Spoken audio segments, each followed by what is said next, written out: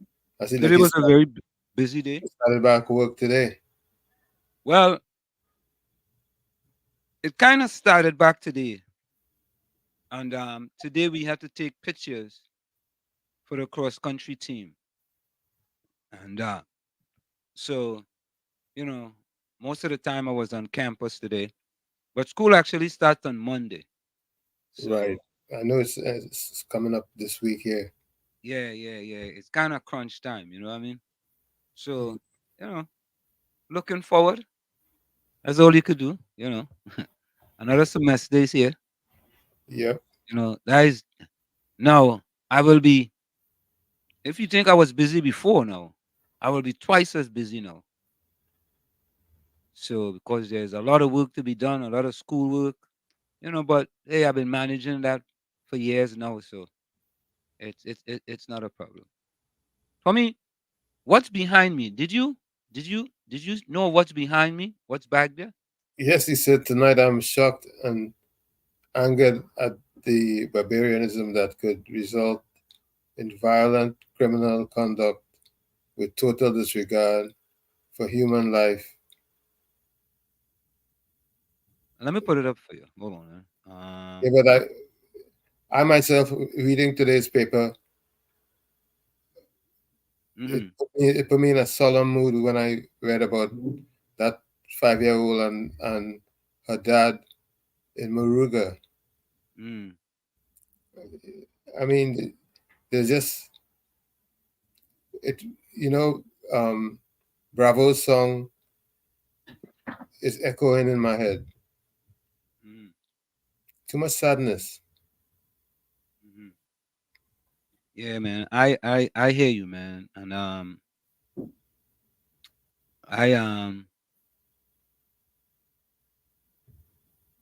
I don't know. I don't know what to say. Tell you the truth. Let me go to the chat. Um, Hailey was first in. Hailey said conscious thoughts multiplied by actions equal manifestations. Blessing day by day. Watax Hailey. Hanif says, good evening, Pro and Uncle Tommy and all villagers. Hope you all had a blessed and successful day in spite of all the blood. Yeah. Andre boy. Andre, welcome. The bosses. Welcome. Mean Gene says, good night, Wall Street and Tommy. Good night to you, Mean Gene. Uh, Andre says, how sweet life can be in Trinidad. If under different circumstances, great is the PNM. No one knows how hard we work in our present countries. We are living in now, living in the now, leaving work from 6 a.m. Oh, God. Andre boy. Shanika, welcome. Anderson, welcome. Yeah, Dane, good evening to you. Hailey says, Mhm. criminals step outside the box for crime. The youths have to step outside the box for education. And nothing to lose. Failure is just another chance, another try. Reason why I thank God for life. Yeah, I hear you, man. I hear you. Yep. Anyway, And may I welcome. He said, we Wall Street. good evening to No, everybody in the village. hey, hey, Tommy, you think we go over get Dario to park call to the station, man? Yeah, maybe one of these good days. One of these good days, he go call. Yeah. I think he go call on. I feel so. He go do like he go do like George, Big George. He'll give you a call. Mhm. All you have to teach the youths. Yeah, boy. Our Capitan say he didn't condemn rape. Oh Mm. God. Trinidad is getting immune to killing. I heard more noise for the police killing than the 5-year death. Yeah, boy. Tommy boy, I Tommy, when I read that statement by the Prime Minister, I was like, I, I, I I was just wondering if the fella living in Trinidad or where exactly is he living. You know what I'm saying? Um, Let me read this statement, yeah? So, folks, the statement on the back of me is a statement by Prime Minister Rowley. on his Facebook page, because it seems now these days that um, social media is a good place to go and make statements. So this is a statement.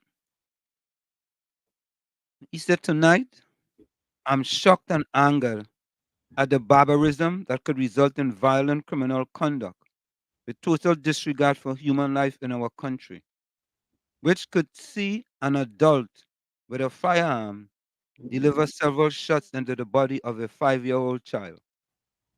This and acts like these represent the worst of what we are and what we have produced.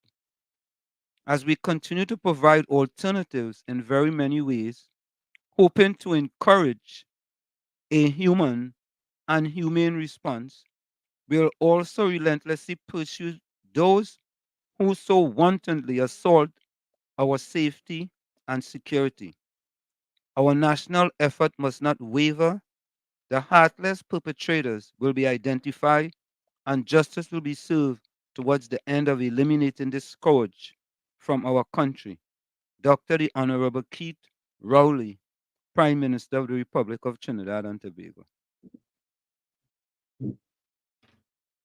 So, Tommy, Mhm. you know, I had to do an editorial. Absolutely. So I did an editorial. I want you to listen to the editorial, kind of answering what Dr. Rowley had to say. You know, because I want to think, Tommy, that if you are going to make statements like that, you have to go a little further. You have to give the people some sort of hope Right. by your statement, Yep. right? And to me, that statement was a empty statement. Empty, empty. There has to be some comforting words and deeds. Yes. And telling us about some solutions to the problem as well. You just don't go on social media and just put out a 2-paragraph thing. Again, you know, it don't seem like these guys are really thinking. And I have said over and over, it appears to me that, well, not appears to me. The RPNM led by Prime Minister Rowley is a reactionary government, not a proactive government. So here's the editorial. An empty statement in the face of crisis.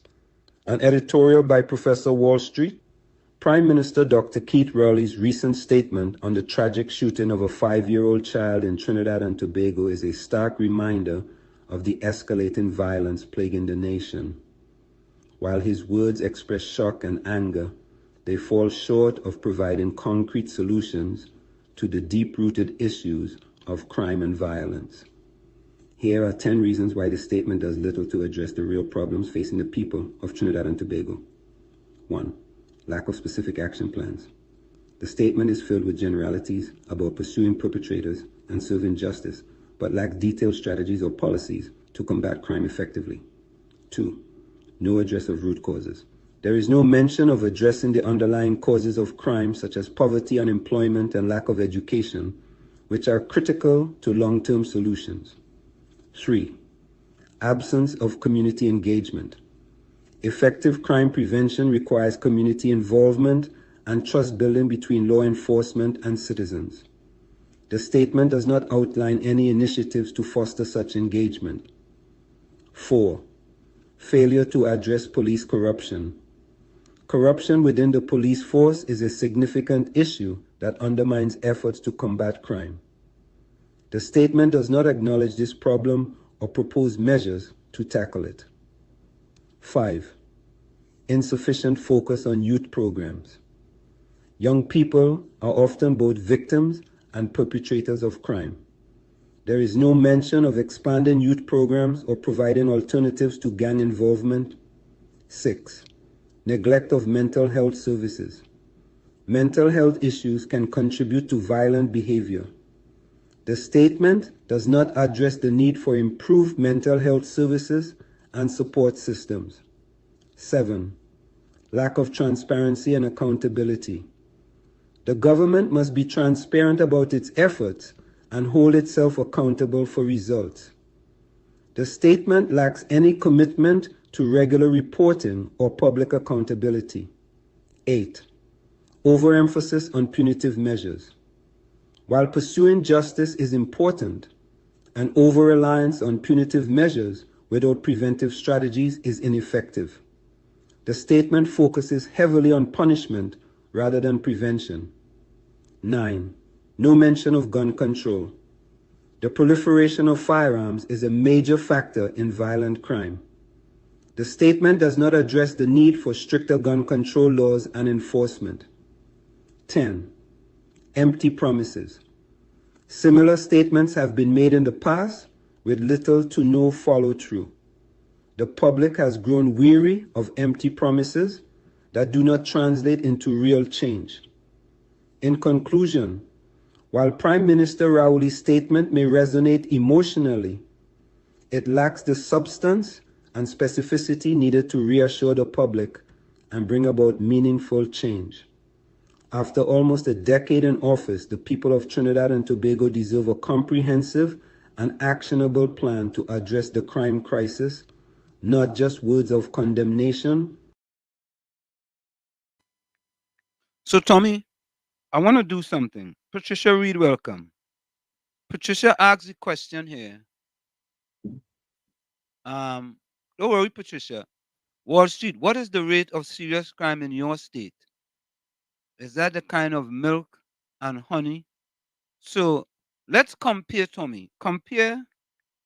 Let's compare the rate of serious crime, the rate of serious crime in Trinidad and Tobago to New Jersey. But New Jersey is a whole state. You're talking about millions of people versus Yeah, but you know, about 4 let me million. just, I know, Tommy, but Tommy, just remember, Trinidad was ranked sixth in the world as far as, remember at one time they were ranked sixth in the world, right? Right. You can, all right. So let's just see. I mean, you know, But let's just, even though it's a state, New Jersey is it's still less than Trinidad. yeah, and compared to the amount of how much people it have in Jersey? Hold on, let me see. I want to see that Maybe compare about 40 million. I don't know. rate of serious crime in Trinidad and Tobago to New Jersey. All right, let's just see, man. We have nothing to hide. We like the facts.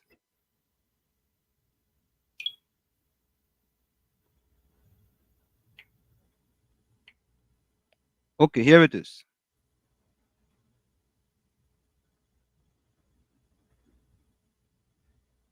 Violent crimes experience approximately.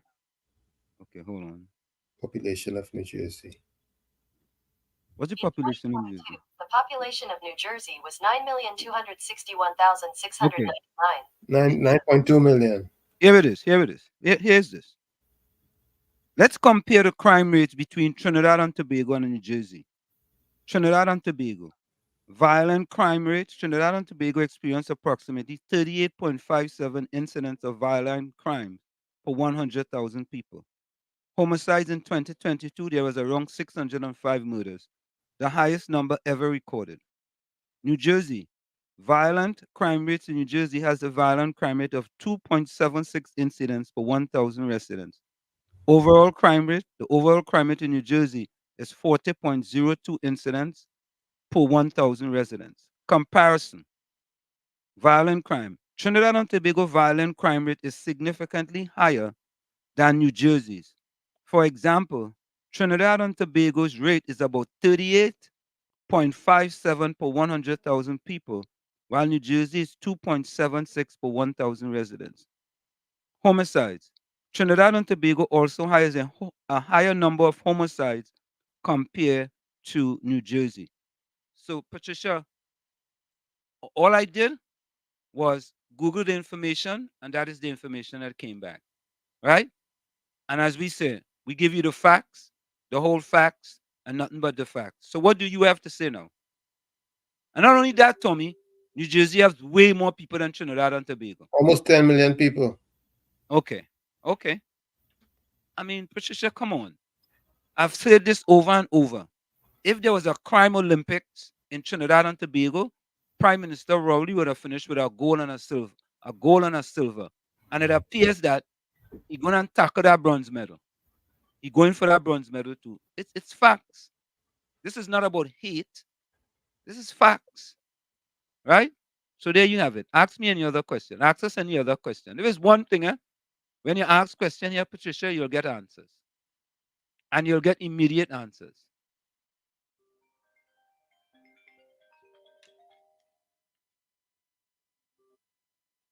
Over defender, welcome. Yo. Hello. Blessed night watching on Uncle Tommy. Blessed night. Blessed evening. I didn't bring up that watching, but gold and silver. Yeah. Today, in the newspapers are reading because it passed 400 right here, right now as we speak, right? Yep. They said in the newspaper today, Trinidad passed 400, the fastest in 5 years. Right? So in other words, Wall Street, 2022, we didn't reach 400 this time, you know. Understand the maths I'm bringing here? Yeah. If 400 is the fastest in the last 5 years, when we had the gold medal for murder, it didn't reach 400 yet. So Wall Street, if we go with all the numbers looking right now, I think he look at the better he gold medal, you know. He looking for a better time right now, you know. You know how Usain Bolt running is look for a world record. Wait. Hey, move defender, stay right there. Wait a minute. Don't go nowhere yet. Stay 1 minute. 1 minute. Let me do this for you. Stay right there. Don't go nowhere, move defender. I have this for you. Excellent. Take this, man.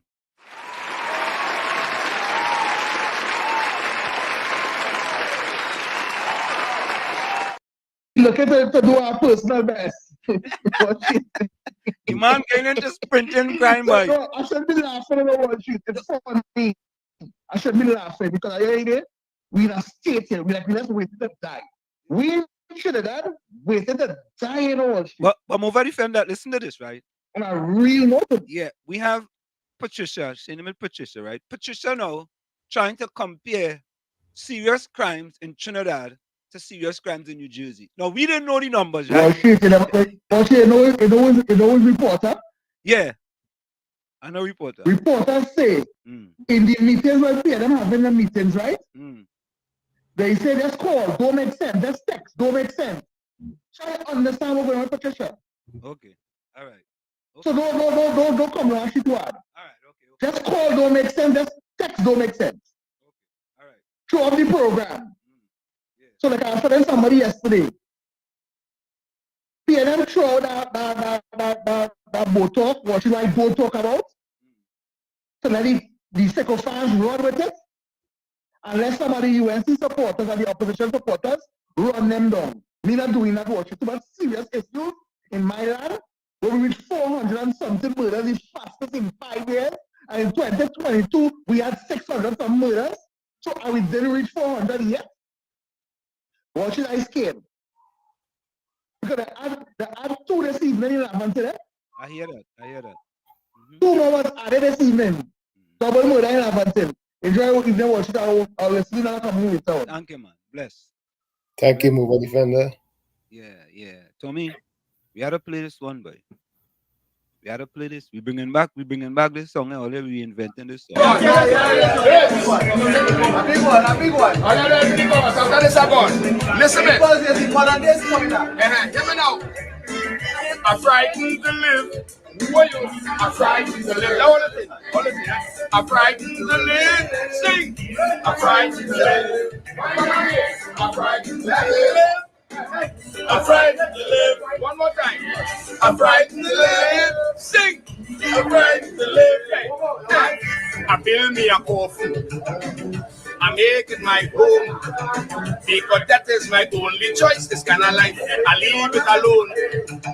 Because when I look around and I see man raping their own daughters mercilessly, man living with man, woman with woman. So how must I live? I can't understand. Look, I'm frightened to live. Oh my God, I'm frightened to live. I'm frightened to live. Sing. What? A bandit in my face with a gun. Take my guns and began to run. I'm in the station reporting what the bandit do. And what the same bandit I was reporting to. Look, I'm frightened to live. I'm frightened to live. I'm frightened to live. Sing. I'm frightened to live. Come again, let me hear. I'm frightened to live. Where you? I'm frightened to live. One more time, come again. I'm frightened to live. Hey, I'm frightened to live. Hear me now. It is so obnoxious when I look around. Things I just hear and see. My God, how could I go on? Children killing children every day. Parents guiding their children to go astray. Tell me how those youths getting all those guns, and where in the world those guns coming from? You see, I'm frightened to live. Oh, you? I'm frightened to live. You come again. I'm frightened to live. Sing. I'm frightened to live. Hear this. If in my ceiling they find coke and gun, is my whole family they carrying down. But if the police get caught with the same refrain, all they getting is transfer to crime again. You see, I'm frightened to live. I'm frightened to live. Sing. I'm frightened to live.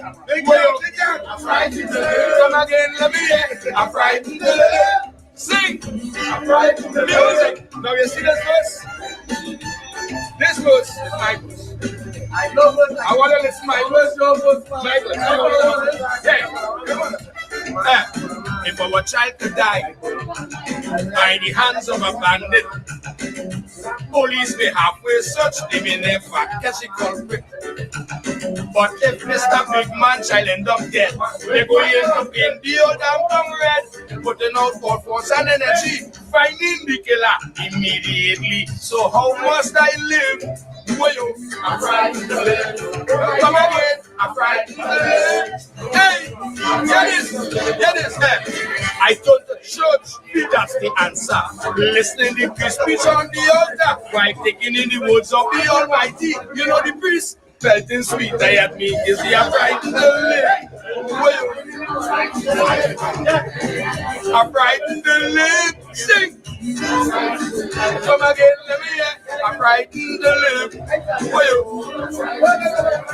Hey, I'm frightened. One more time.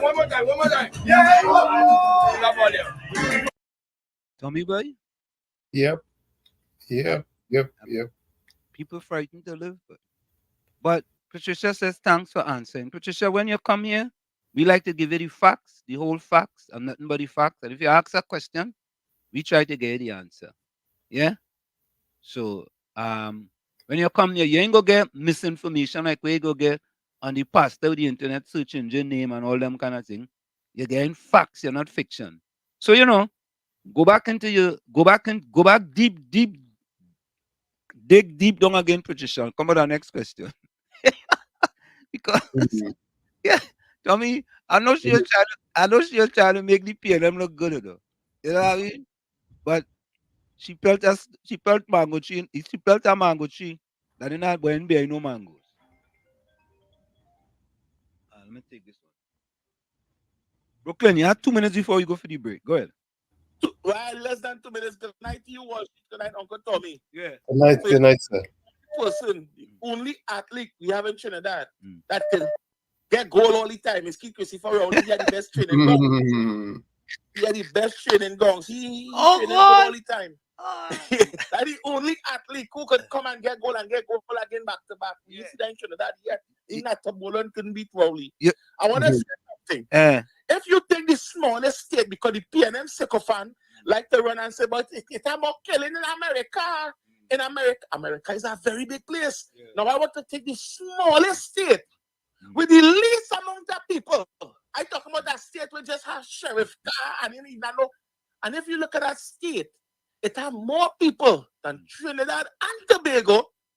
And when you look at the murder rate, if they have 5 murder for the year, they have plenty. And that is, I'm telling you about the smallest state. If you Google the smallest state in America, murder rate, you're going to find out the smallest state still have more people than Trinidad and Tobago. But then PNM done so the PNM education. I don't know why they just continue calling the radio and thing and song and so crazy about America killing. See, the youth and them today, I forget Wall Street and Uncle Tommy. They grew up without computer. The youth and them today are more smarter than them. They Googling things while them still asking. I go on. Yeah, man. That's right. Tommy, I didn't cut this out there, Tommy. But let me go for the break and we'll be back. Folks, when we come back, all this stick and stare, it's individuals with Uncle Tommy and Professor Wall Street. I heard something there. All right.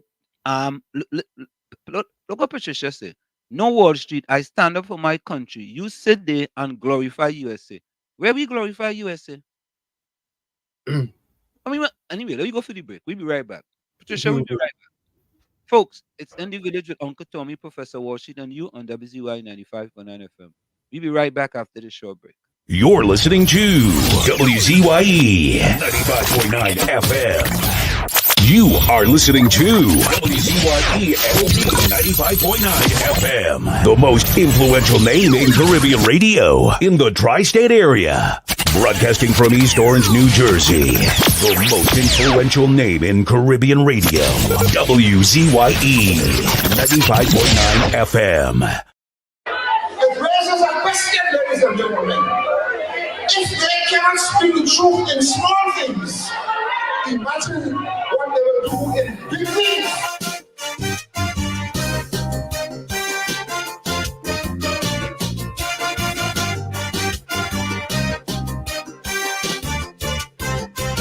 I want to send a message to Black Stalin. It have some people that need burning. With honest people, you know where you stand. But not so with deceitful ones. For them, black is white and last could be first. About the truth, they couldn't care less. What was wrong for them yesterday, now 10 times worse, they've nothing to say. For everything they was complaining, now their silence is deafening. So Black Stalin, now to you I turn. Them deceitful people must burn. Rowley shut down Petro train, they say not a word. No foreign exchange, they yet to be heard. It's 6 times he raised the gas price. When we were producing it, they had it nice. But his protest like rain, they go on down flat, flat, flat. If UNC did do that, so Stalin, light your fire. We cannot wait any longer. Stalin, time to burn them deceitful men and women.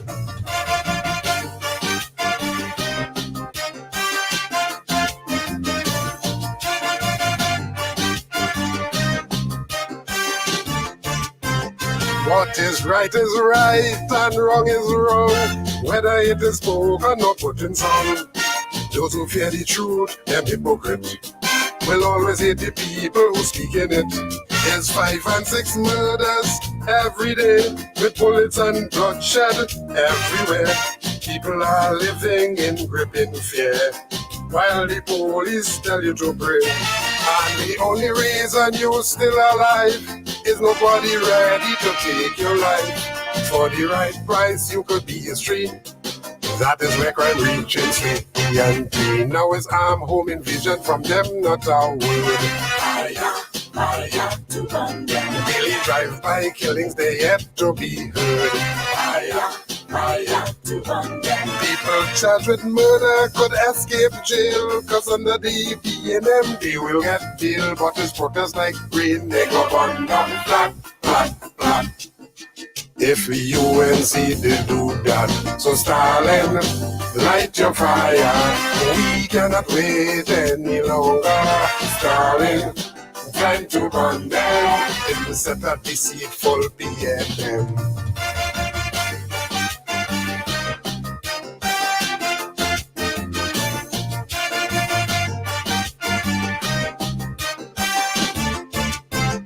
People losing jobs every day, while there's more taxes we have to pay. But all them snake in the Balizé, not one word you would hear them say. And food prices going up daily, you can't buy food for your family, while government live in luxury. Inflation strangling everybody, And for the sick and the elderly, they can't buy drugs in the pharmacy, but there's none so blind, the Bible tell me, than those who have eyes and refuse to see. Now it's property tax, they very quiet. Fire to burn them. Increase light bill, they very silent. Fire to burn them. Them but boasting how they quiet, because SP and them they wouldn't riot. The parties protest like rain, they go burn down flat, flat, flat. If UNC they do that, so Stalin, light your fire. We cannot wait any longer. Stalin, time to run down, time to burn out the PLM.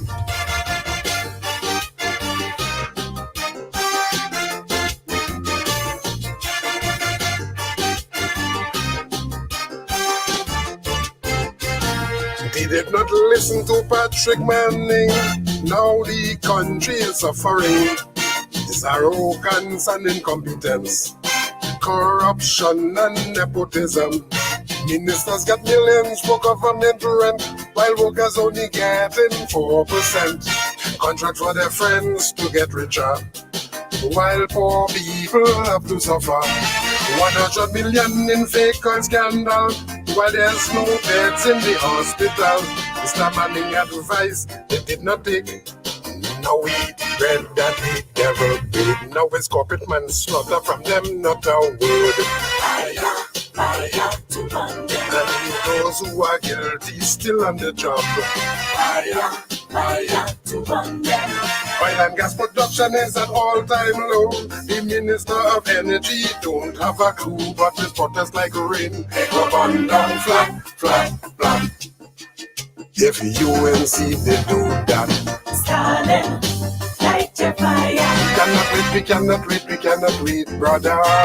Stalin, time to run them. Time to fire the PLM. Remember, people who can't face the truth will always hate the people who speak it. Them a hypocrite, that hypocrite.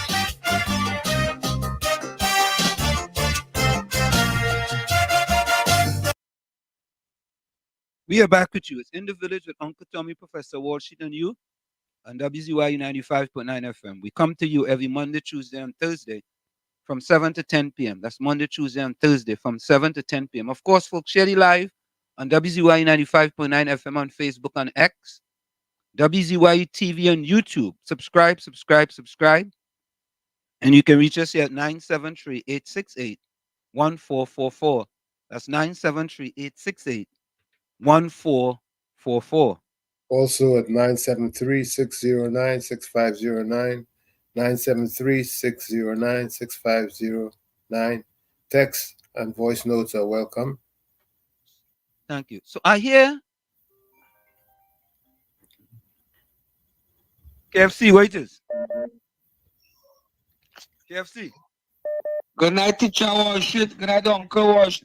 Good night, Tommy. Uncle Tommy. Good night to you, man. Good night to you, KFC.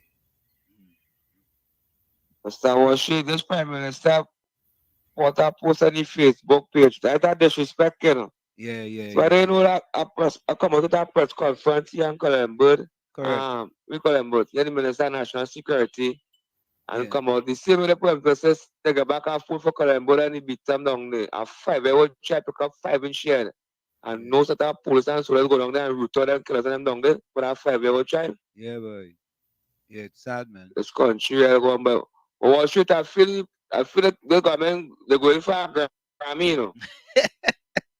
They're going for a Grammy? Yeah, but oh, God. Yeah. Everything going on in this country, but I just had to kill the little trend. Yeah, boy. Like that, but I feel that's very sad. I have a 4-year-old daughter, 2-year-old daughter, them is the future in the nation. Correct. Right. When then we go still a rolling and them thieving wicked people, they want to rule forever. Yeah. They want to rule forever. By the time they want to mash up the country, like Chili BB. Mash up the country. I see looking for a big work for your pastor friend, boy. Guess you're trying to help him. Come up here outside the class, boy. You can see I tried to help him. I'm trying to give him a little peeps. I tried to help him, and the man afraid to answer. Tommy, so I called Pastor the internet search engine. I invite him to speak before my class on this program. The man hemming and hawing, boy. He tiptoeing wrong bodies, house, all kind of thing, like he afraid to answer. I invited him, you know. Yeah, I hear you. Continue to do the evil, and Yeah. pastor do evil. And I go, we have to chip them in the church when the flocks when they come to church and I said, you go tell them, all the go down for the piano, man. Head up to all that stuff. Yeah, man, bless. Tommy, let me do this. Tommy, so this morning, yes, I saw the post on the Prime Minister's page. And I'll take this call. Mr. Florida, welcome. Yeah, hello? You're inside. Hey, good night, Mr. Anselm. Good night, Mr. Tommy. Good night, everybody on the live, all the chatters, all the callers. You guys be safe. You see how Trinidad heading. I'm so sorry for that young child who got shot. But Mr. Anselm, I want to say something about the coat of arms now. But I know you're talking about crime now, so you could tell me when I could call and say something about it. I ain't want to change your no problem. concentration right now. Yeah, right? man. Just Yeah, one man. listening. Bless. Yeah. Yeah, you see, we are people with discipline, you know. But if you wanted to call, we are let him talk about it. But anyway, Tommy, Ban Mayor say, wait, hold up. He said something. I don't understand. He said Wall Street. You don't see how Kamala peeps are dogging people like you and I on social media. You know, I just really read the quotes and thing on social media, you know. Seriously. So I don't know. But anyway, let me I don't know his story with that. But anyway, so on Dr. Rowley post, I posted my editorial. And of course, you know what who respond? Fox Islam. Fox Islam says, can you produce 10 solutions that can prevent murders in Trinidad and Tobago? Man, give me a lining up, Tommy. You know what I mean? Easy, you know. So here I was telling, yeah, I sent it to him. So I'm reading what I sent to Fox Islam that he didn't respond to it. Maybe Fox Islam could respond to it now. Reducing the murder rate in Trinidad and Tobago requires a multifaceted approach that addresses both immediate and underlying issues. Here are 10 solutions that can help prevent murders. Right? 1, strengthen community policing. I'm just going to go through the numbers. 2, implement gun control measures. 3, expand youth programs. 4, address socio-economic inequalities. Don't I always talk about the amount of black people living below the poverty line? Correct. The amount of black people scoring under 50% in the SCA. They had 100 CAPE scholarship. 80% of them was Indian. They had 65% murders, right? Prime Minister Rowley took away land from a black organization and was going to give it to a wealthy businessman. You know, and it goes on and on and on. And these are all facts. But anyway, so address socioeconomic inequalities. Number 5, enhance mental health. Number 6, improve the criminal justice system. Number 7, promote conflict resolution. Number 8, increase surveillance and technology use. Number 9, support rehabilitation and reintegration. And number 10, foster community engagement. Right? And so, you know, Fox and them be only talking, but them don't have no solutions, you know. So I gave him those 10 solutions to me. You know, he didn't answer yet. He needs time to decode it and. Oh, okay. Maybe Patricia could answer for him. Patricia, you want to answer for Fox? Here was Fox's question was. After I put the editorial I just played for you all, so I put it in where Dr. Rowley made his statement. And Fox says, can you produce 10 solutions that can prevent murder in Trinidad and Tobago? I mean, you know, Tommy is like you know, a line up, right? Like a line up. That was the easy one. Yeah, because we're talking from a position of information. We have information based on what was done in this environment. Yeah, and we don't just run out we mouth. But here is another one, right? Here is the crime statistics in Trinidad and Tobago. You all could look at it for yourself. Let me remove this from here. Patricia, you could see this, Patricia? Let me read that for Patricia. Hold on, Patricia. Patricia, don't go nowhere. Patricia, don't go to the room. Stay right there. Where you going? As soon as she see facts, she running, boy, Tommy, boy. Uh-oh. Patricia, stay right there. No, Patricia, put on that glass with that red thing in it. Put it down. Let's look at the red thing on the screen. Oh, God. Yeah. Okay, here we go. The amount of murders in 2010, but we had these numbers right here, you know. We had these numbers right here on this page right here. We talked about that already, you know. But anyway, 2010, 485. 2011, 354. 2010, 2012, 383. 2013, 408. 2014, 403. 2015, 410. So between 2010 and 2015, that was a shared government. Let's go. 2016, 463. 2017, 494. 2018, 516. 2019, 538. 2020, 396. I'd rather tell you what that is. 2021, 448. 2022, 605. 2023, 575. Think about it, folks. Think about it. Between 2011 and 2014, the highest amount of murders was 408. We didn't take 2010 because it was two governments, the People's Partnership and the PNM, right? The highest amount of murders was 408 in 2013. Tommy, you are telling me, Tommy. Let me ask you, Tommy. Let me ask you the question. Ask me. I'm going to ask you the question because I know you have the answers. If you are living in Trinidad and Tobago today, would you take the highest amount of murders in 2013, which was 408? Now, folks, we said 2010 and 2015 was a shared government, right? So we sort of disregard that, okay? And at that point, the highest was 485, which was 2010, right? So in 2013, 408. Tommy, I want to ask you a question.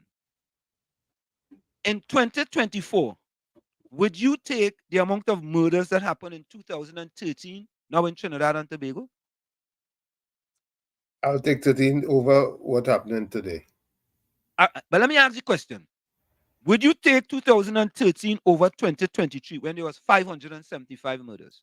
Absolutely. Would you take 2013 over 2022 when there was 605 murders? Absolutely. Would you take 2021? Would you take 2013 as opposed to 2021 when it was 448 murders? 408, Yes. 2000, all right.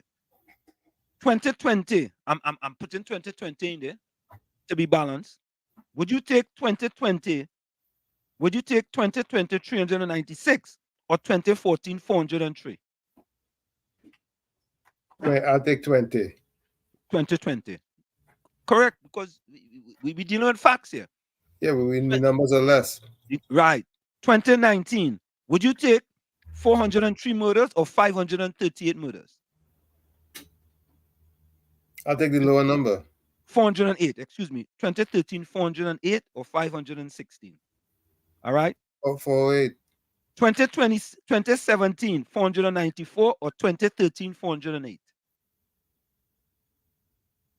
2013, 408. 2017, 494.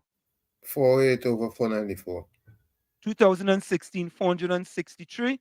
2013, 408. The lesser number. You see, one murder is too many.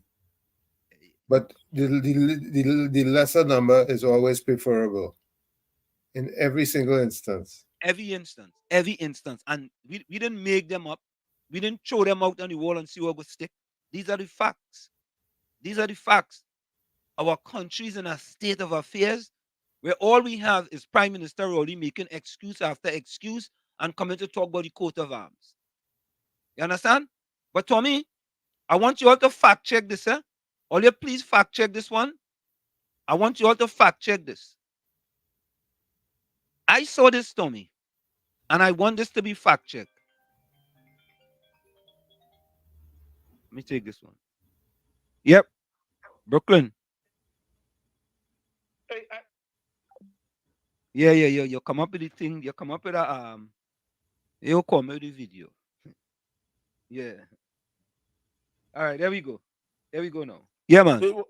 Yeah, what shit. So you better what my phone in my pocket by side the kitchen and making a little curry shrimp with potato and rice and my phone in my pocket so as I walk. Curry shrimp. Call your video call yes. Did you? I listen to the program but I try to do everything one time. You know? So I will call you later. Yeah, man. Listening. All right. Patricia says Wall Street. Oh, let me see. Patricia says oh God. Patricia said Wall Street, your tongue bleeding from lying. Laugh out loud. What we lie about? Wow. What we lie about? Oh God. Patricia, what we lie about? Oh God. Patricia again vexed, boy. Oh yeah. Patricia again vexed. You should look at this stuff. You're in the media business. Yeah. Let me tell you something. It has some people, they don't really care about what is.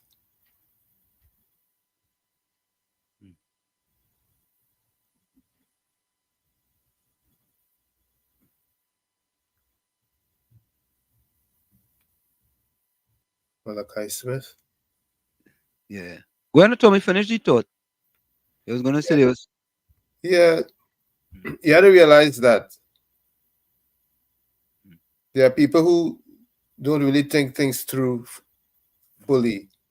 What they do is they just play on their political alliance emotions. And that's it. They don't care if the town burned down. As long as it doesn't make, as far as they're concerned, make their political alliance look bad.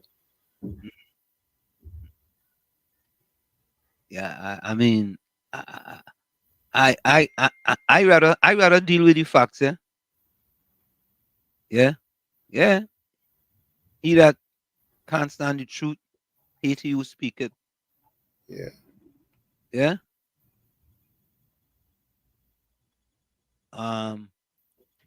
Crime is equal to fear, is equal to PNM. Yeah. And Tommy, yeah, what it is now. Them fellas went back to 2000 and what? 18 boy, 2017 to bring up something with E-beam and live sport, and that the government is going to recover 30 million from E-beam, right? And the fella passed away, right? Now I didn't read his story yet. I just read his story today after I learned about it. I did not read his story, and so he asked me a question. I no reason to lie because I remember them. Remember, Tommy? I is the one to be saying a liar has no memory. True. So if me read something, eh? Okay. Just say she don't get vexed. All right, but she's really like that. Yeah.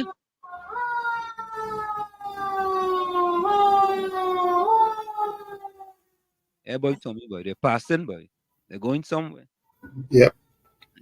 Yeah. So when I saw the post, right? You know, Tommy, you know another thing, folks. I want you all to check this for me. I'm gonna cut this out. I have to cut it. I just haven't had the time. The pastor with the internet search engine name said, I think, hey, Mova Defender, call back. And I want you to say what the pastor with the internet search engine name said about buying books for his kids and how much it cost. Because I think he said it cost him between $1,200 to $1,500 or something like that.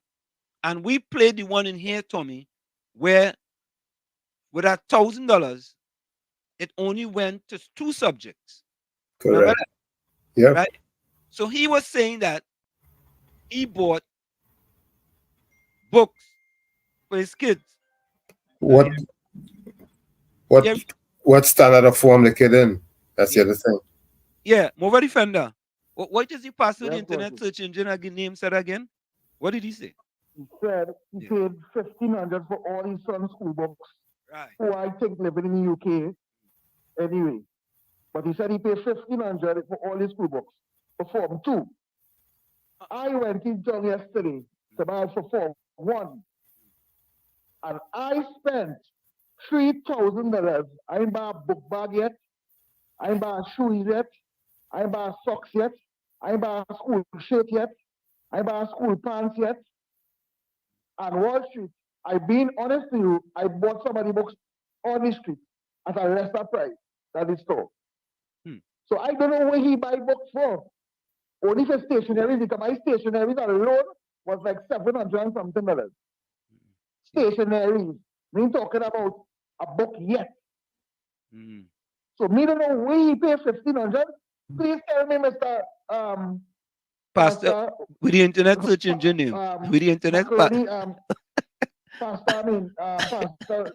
with the internet search engine name. Yeah. Tell me where you went and paid $1,500. Because I went it on yesterday, I watched it, I don't just talk so I can send a receipt. Yeah. No, because I didn't want don't to know where miss. he went. Trust me. Yeah, man. Thanks. Yeah. You see, Tommy? Them fellas and them, he said 1,500, Tommy. I trying to look for that thing here. I don't know if I deleted it. Let me see if I might have deleted it. Let me see if I still have it. Right? And we didn't say that, you know. That was the newspaper saying that. Yeah, Brooklyn. Wall Street and Uncle Tommy, Uh. he only did that on the radio to make the government look good because they're giving a $1,500 grant. $1,000. People. $1,000. $1,000 grant. It's 1,000. $1,000 grant, Yeah. right? So he trying to tell people that book that cheap. So when the government gave that $1,000 grant, you just had to get $500 more and you good. So he trying to make the government look good, like they gave majority of the money for the books now. Yeah. You understand? That his job just to fool the masses. His job is to fool the masses. We had to stop calling Pastor Google. We had to call him Pastor PNM. I think Google too smart. So we had to call the Pastor PNM or Pastor Rowley. Pastor Rowley. So I think that we got to rename he, right? And I just want to tell you one shit. You see somebody get shoot, right? And they didn't die on the spot and they go in the hospital and they die a day after, 2 days after. They don't go down as on the murder record. So I want to tell all when they're saying 500 and 600 there, there's really 8 and 900 there, murder there. The murder rate is really be 8 and 900 there. But people who get shot and didn't die on the spot and go to the hospital and live a day after, however, they don't consider to be murder. They died in the hospital. So they just go down as someone that died in the hospital. So the murder rate, because, and I'm going to tell you, the amount of guns we have today, because even if they want to say 2010 to 2015, they could say the same thing too. No, you can't. Because the amount of guns we have today, since after with all this Venezuelan under the PNM and all this kind of chaos going in Trinidad, more guns, more killing. So the record, the murder rate that we calling right now for something that is totally wrong. A lot of people get shot, make it to the hospital, live a day after and die. They were murdered, but they wouldn't put it on the murder record. So a lot more people have been murdered in Trinidad and Tobago, but it's not been recorded as murder because they live or they get shot up and they live a day or they, you understand what I'm saying? Yeah. You can check it out, but that's how that works. All right. Yeah, yeah, man. So what I'm trying to do here, Tommy? I'm trying to get this book report. Hold on, because I deleted it from.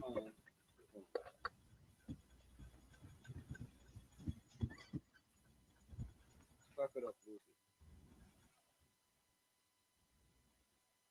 There we go. Okay, no, not there, not there. Hold on. Let me try something else. I want to play that again, Tommy, because it is sort of disappointing when we have people who are misleading other people, and when you come with facts, they try to tell other people that you know speaking the truth. He's trying to mislead you as well. So let me see. Uh, editorial and anyway, what I'll do. Let me see. I have things here. All right, let me delete this one here. Let me delete this one here so I could upload this. All right, let me upload this. All right, hold on, give me a minute.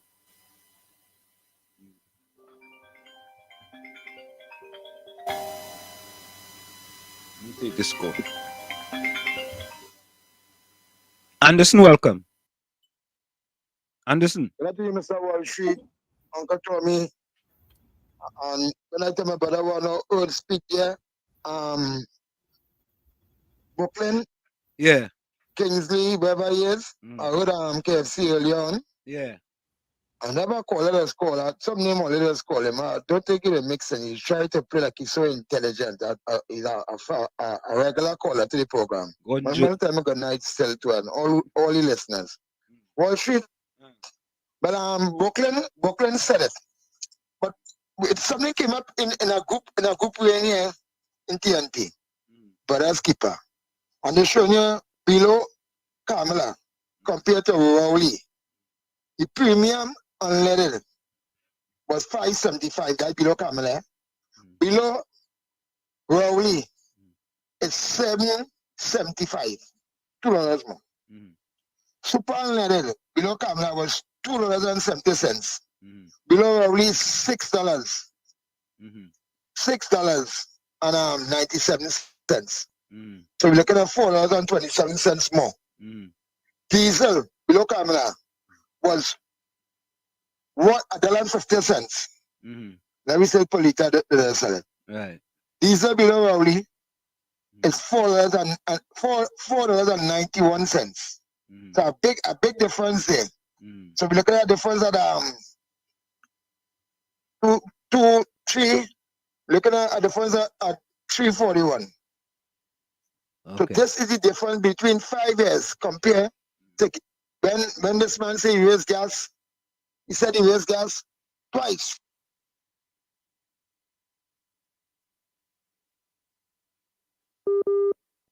He dropped. Anderson, Anderson, you call drop dead. We lose you for 30 seconds and we lost you for 30 seconds.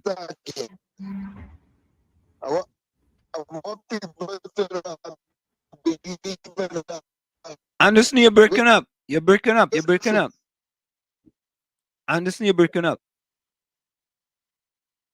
So call you back. Yeah, man. So this is what Anderson is talking about here, with respect to prices, petrol, the prices of gas, under Kamala Prasad Besessa and Prime Minister Rowley. So hold on, let me get that so I can read it. Okay, here we go. So it says that premium unleaded under Kamala Prasad Besessa was $5.75. Under Prime Minister Rowley, I wonder what year this was, Tommy. Must be the end of towards the end of the partnership versus today. Okay. It's 575 under Kamala Prasad Besessa and 775 under Prime Minister Rowley. Super unleaded was 270 under Kamala Prasad Besessa and 697. Wow. That's a $4 difference, man.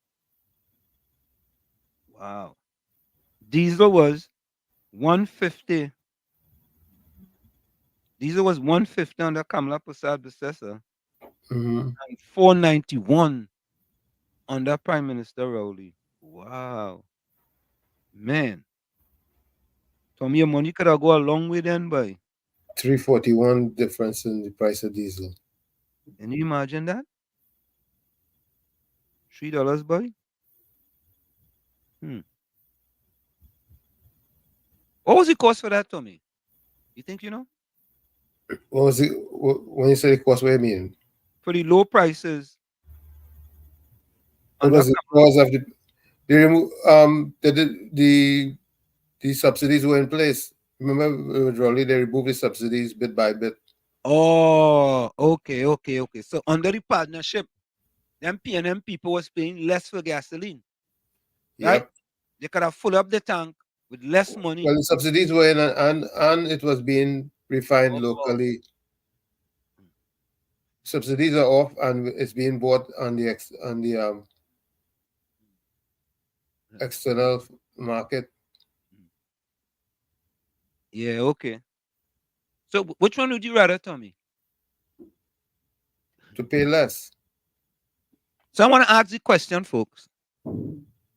Would you rather have a government? Would you rather live under a government where you have to pay $5.75 for premium unleaded, $2.70 for super unleaded, and $1.50 for diesel, or under a government where you have to pay $7.75 for premium unleaded, $6.97 for super unleaded, and $4.91 for diesel? Wow. Tommy boy, them is big differences, you know, Tommy. Absolutely. Every time you full up, Tommy, if you go for premium, boy, it's almost at like a $2 difference, Tommy boy. Way. Mover defender. Way. Eh? One more thing he didn't mention, and I know he's go deeper than everybody else, right?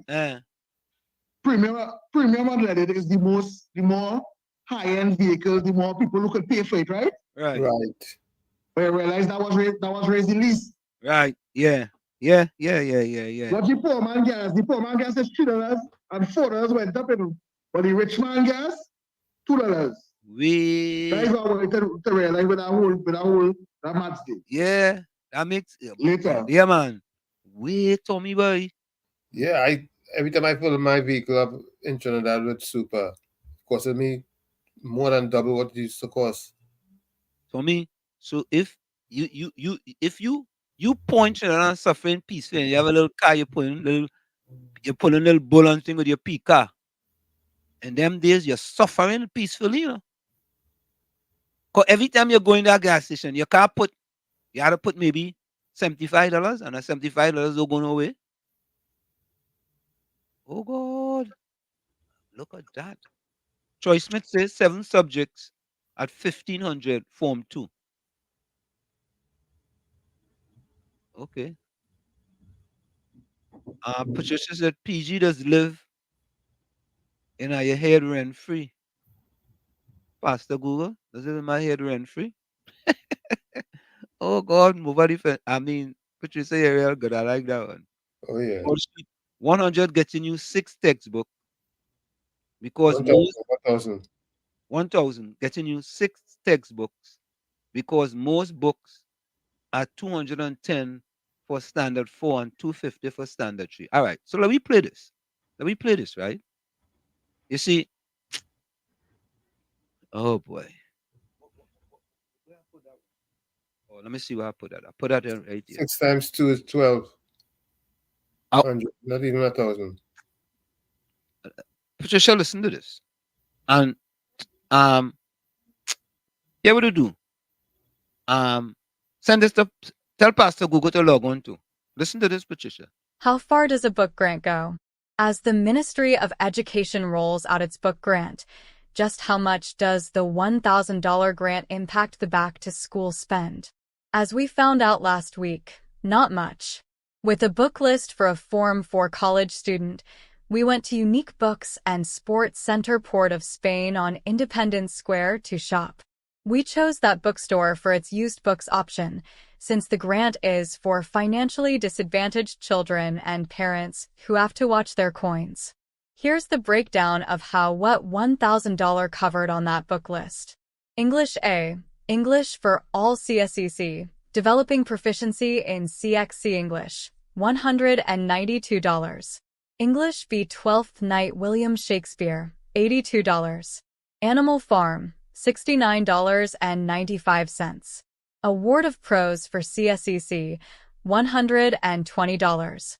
A World of Poetry for CSEC, $120. Art, 2 large sketch pads, $40. 1 box color pencils, $22, large. 1 bottle glue, $15. Drawing pencils, 6 pencils at $2.50 to $15. 1 set oil pastels, 24 pack, $30. 1 small scissors, $7. Art journal 40.00. Mathematics. Calculator, $95, small, and $195, large. We chose the large, depending on size. Notebooks. We bought 12, $120. Total, $1,027.95, which covered just 2 subjects and just a part of a third. The student is doing 7 subjects. Patricia, did you hear that? How about Fox? Maybe Gordon Joseph working. Yeah. And the pastor with the internet search engine name stated that for his son, 1,500 covered everything. Tommy, oh, what a tangle web we weave when we try to deceive. You know? I mean, just leave it alone, man. You're not trying to defend your party by any means necessary, right? And you got to give them credit, but it's real defending them. But Tommy, here is something else I want people to fact check too as well. Folks, we're giving you all some homework today. We're giving you all some homework today. Can you guys fact check this for me, please? Let me see where it is, Tommy.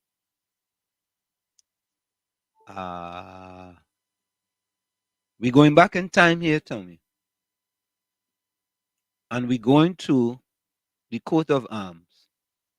By the way, here is the Olympics, This one is under Fitzgerald Lines get gold and silver too, I Fitzgerald Lines. But we have to go straight to the top. We can't go. Okay. Tommy, can someone fact check this for me, please? Folks, this is a Sunday Mirror from, let me see what year this is from. Hold on. I still have this in here. 1992.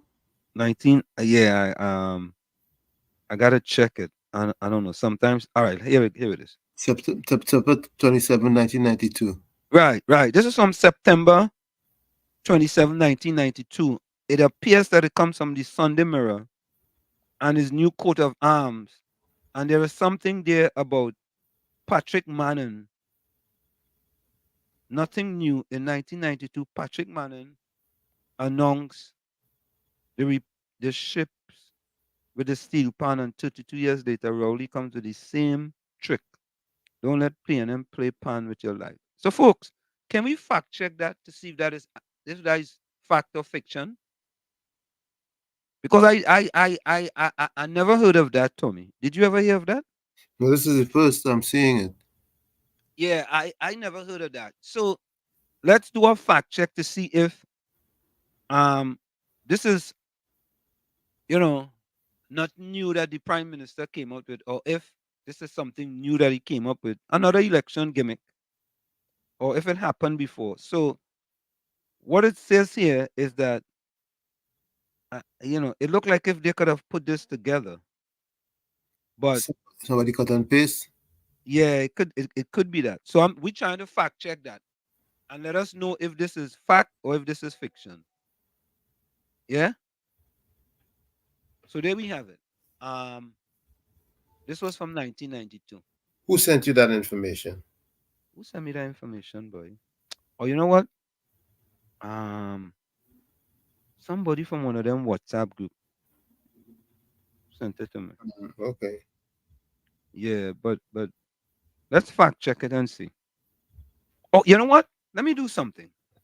Let me do something. Let me do a fact check myself. Let me see. Let me do that right now. Okay, hold on. Did Patrick Manning, Prime Minister of Trinidad and Tobago, proposed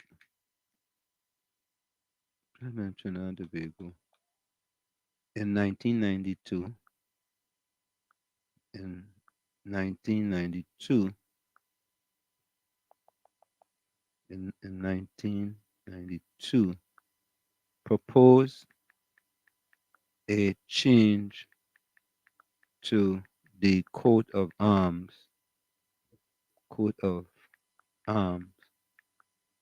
by removing the three ships. Let's see what we come up with. Let me see what we come up with.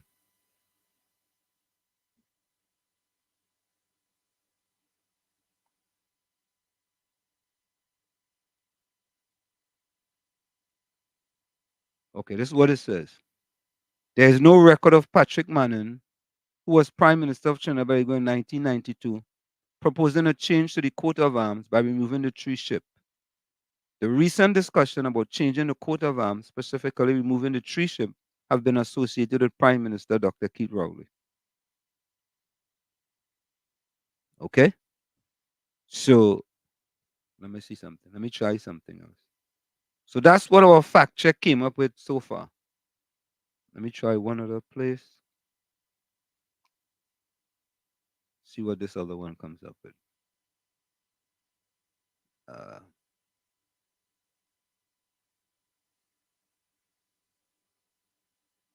So this is what another one comes up with.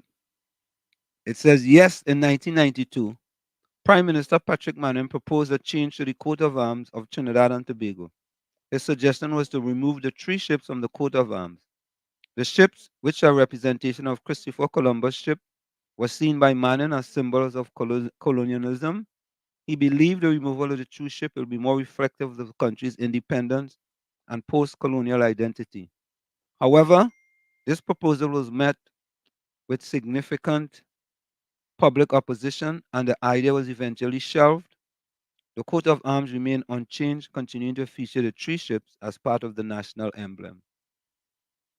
Right? So we got two different answers. Two different results. Two different results. Right? So we had to figure out which one is fact, which one is fiction. That's why we say, is it fact or fiction? Anderson, go ahead. What you know, Uncle Tommy? Yeah. Yes. I want to tell all of the same thing. Yeah. You see the second one you read there? Yeah. I'm going with that one. Because I ain't so backward. No man, I had some stitches when I get my head damaged some years ago.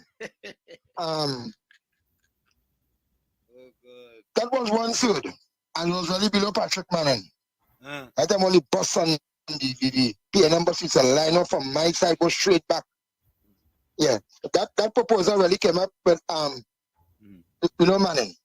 Okay. So here we have Rowley now. After stating that he went to Lucky Tom wherever, he came up with that proposal. The old PNM camp is a trick. I don't think any consultation even to be done, or even though they consult with anybody throughout the nation, I think that would be a no-no. So they just detain people from exactly what's going on. And Mova defender and country good night. Mova defender said it right. He said it right. The gas poor man uses his super. And look how much that raise. Look how much that raise from $4, right? And 27 cents. But the big boy only raise like $1. No, $2. $2, the big boy only raise too. That's an excellent So observation. That's excellent. Guys, what we facing in Trinidad and Tobago here presently is like the people incarcerated for like 9 years now. People like they're living in prison, right? And we still have those who suffer in silent, right? But when it comes to the children going back out to school now, with the grants and whatnot, as somebody said earlier, and somebody said on an evidence program, and that's some people in some the phone where they could email or do anything towards that grant. You know, they say email it. Some of them might go by somebody, ask them to use the phone, and then some of money or passage to go inside one of them into their car and pay for it to be done. There's problems people going through a hardship. And I see whereby the children know they say children can't vote here. I'm not looking for the children to help Mr. Wall Street. I look for the poorest out of the poor. Right? Like the young girl I saw earlier on. I can remember people telling that young girl she had scored the goal 1-0 when the national team had played St. Kitts sometime going back there in Trinidad here. And it's only how they recognize Beatum. It's only now they know she from Beatum. It make papers, it was all on Facebook. And it's only now they know that she's from Beatum. And recently, same thing I told you about some few programs ago, that good sportsmen do come out of the ghetto. Now we said tell a little girl, because at that time I still live with her aunt. And we say, Safina, you need going outside barefoot, you need playing football with them boys and them. You feel as a boy, Now she's one of the best footballers. She used to play barefoot, eh? Yeah. And she played amongst all them little boys and them there on the football court. Yep. And she barefoot and she's like a boy. Now, everybody proud of her now when you beat them now. But then no female can play football like I feel in Trinidad at that age right now. So what should I continue to help the children with certain stakeholders, but I reach any mark at all. I don't think I'll ever reach a mark in sending the school so much of children as I did in below the UNC administration. But these 9 years we had a scrape and you still see parents coming out. So I put up some pictures where I shout out some books and stuff. And I put it on either WhatsApp, Facebook, somewhere. And while my phone went off the hook. Very few people calling to ask me, and listen, your books are Form 3, and listen, my child will get books, and listen, all still give me books. I said, there's a whole picture I put up, a whole picture. But the booklets the photocopies of the booklets I received this year, I can't make one. I could barely make at all. So what I do, I send it off to Kareem to see what he could do on that side. Well, hard alone to see what my children alone at the side Wall Street. And when if I hear what I heard you said something earlier that Pastor Girl say his booklets cost $1,500. I want to tell him something. You see those stationery, I don't really listen Google, I don't know what have the Wall Street program, all they do listen. You see them books a little bit selling by the radio station, and I could never see nothing on Facebook. Wait till I put up all them old pictures for Wall Street. Yeah. But that's from last year, go back for men. To show people that when I say I need help for the children, that they can see that the children is getting help. So Pastor Google, probably yours could cost $1,500 or probably again the station or everything downstairs the studio. I know what it's going on. When all they don't say all they need help for children. It's who work in there and who on the morning show, who know who, and they see what they pay and them children. In Peter, we see about the poor out of the poorest. What should I look on this? Anybody want to help? Yeah. What should do that something, get them a number of I need help. Yeah, okay. Need help with children's concern. Yeah, man. Right? Yeah. Bless. All the best. Yeah. To keep you and me in check. Keep us under control. keep us passive and peaceful. It's like when you go to the dentist and the man is going to take your tooth. You're going to fight him when he start pulling. So they squirt some stuff in your jaw called Novocaine to make you think they're not doing anything to you. So you sit there, and because you got all that Novocaine in your jaw, you suffer peacefully.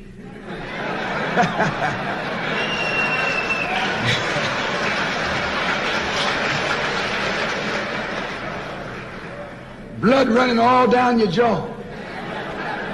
And you don't know what's happening. Because someone has taught you to suffer peacefully. Now they bring up you. You put them first and they put you last. Because you're a chump.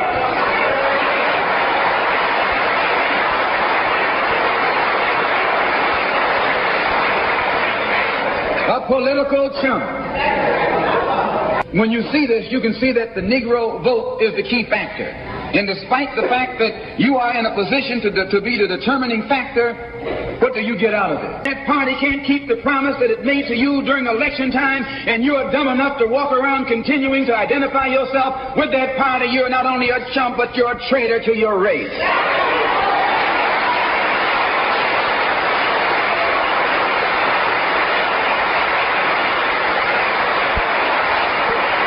Catch hell from the same enemy. We're all in the same bag, in the same boat. We suffer political oppression, economic exploitation, and social degradation. All of them from the same enemy. The government has failed us. You can't deny that. We must understand the politics of our community, and we must know what politics is supposed to produce. We must know what part politics play in our lives. And until we become politically mature, we will always be misled, led astray, or deceived or maneuvered into supporting someone politically who doesn't have the good of our community at heart. Who has the Africans disenfranchised? The African themselves, the PNM is supposed to be the African party, and the Indians have only had 2 terms. So of course, the people, the PNM. Now, Imam, do you consider the PNM to be a black party? Me? Yeah. I just told you that I'm not a politician, you know, I'm a priest. I'm a imam. No, just asking that question. No, quite frankly, quite frankly, from what I know and from where we are and from where we came to where we are, absolutely not. Absolutely not. Absolutely not. So you're saying they are not a black party? No. I just told you, look at the ministers, the people who have the most important ministries in the PNM at the moment are not Africans. That's what I'm telling you. Look for yourself.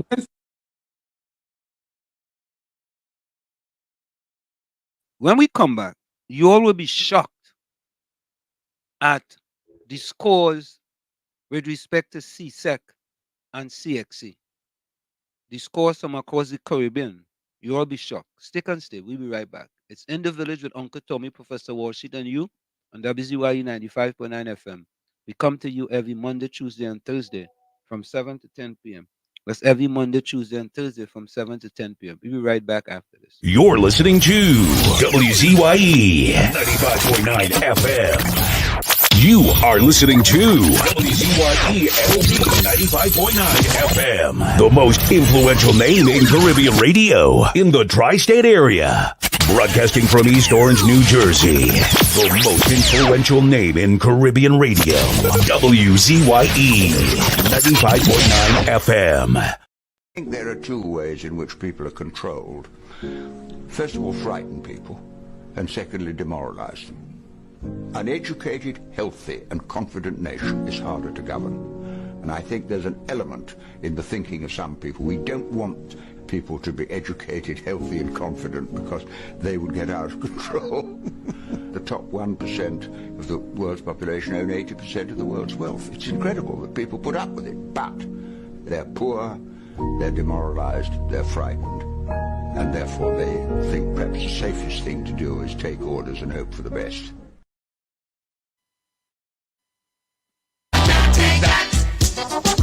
When they want to stop all this humiliation, I can't take that.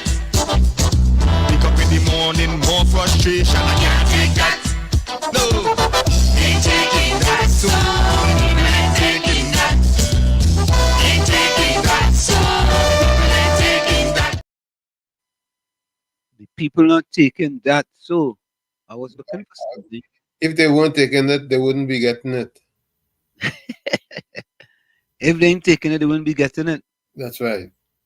If you're not taking it, you're not getting it. But if you're getting it, that means you're taking it. So I want to play a little bit of this song here. You think this could happen in Trinidad and Tobago, boy? Take a listen to this song. This is the originally Foster himself.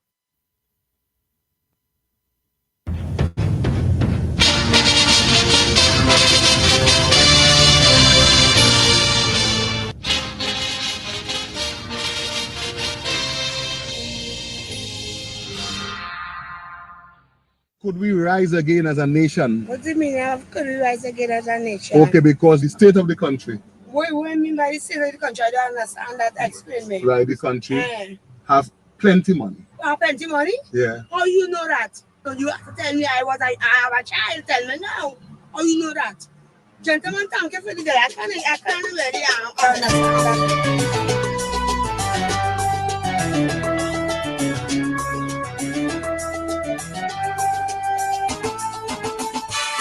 Oh mama, oh yo yo yo, my nation is giving prophecy unfolding, judgment in morning. I love you still, mama. When will it end? Tell me, how did we come this way? Oh my Trinidad and Tobago. While the nation still hope and pray, the devil busy, I say. Oh my Trinidad and Tobago. Oh no, no, I'm feeling the pain for you, mama. Revelation strikes at your corner. Still we are holding on. Your children have lost their way, fighting for survival each day. Oh no, no, going from dawn till dawn. What is happening to my country? Every day is a sacrifice. Blood flowing like water daily. Lives could be lost at any price. The anthem is now a whisper. Some don't care to stand when it plays. The lawless is now in control, so the good folks going away. Oh, my Trinity, strange signs all around we are. The hills are alive in a different way. Your babies are dying, brutally I'm seeing here. Would we rise again from what they? Yeah. Oh, the mighty dollar, now cast a spell of uncertainty. Oh, my Trinidad and Tobago. You see, when the rich is getting richer, the poor must remain empty. Oh, my Trinidad know that and Tobago. I say, oh no, no, people falling for pain and hunger, inflation, cost of living higher, can't get no daily bread. So the youth them on top the hill, somehow their bread basket to fill. Oh no, no, so they turn to crime instead. The arms of the state disappointed, still their salaries are daunted. Large increase in the fiscal budget, oil money reaching all-time high. To buy no jet for so much of money, when the hospitals are in need. Poor people at everyone's mercy, so the hill reacting indeed. Oh no, no, no, no, no, no, no. Yeah, the people cry, yeah, yeah. The hills are alive in a different way. Them who take in the money must pay for it daily one day. Could we rise again come what may? Yeah.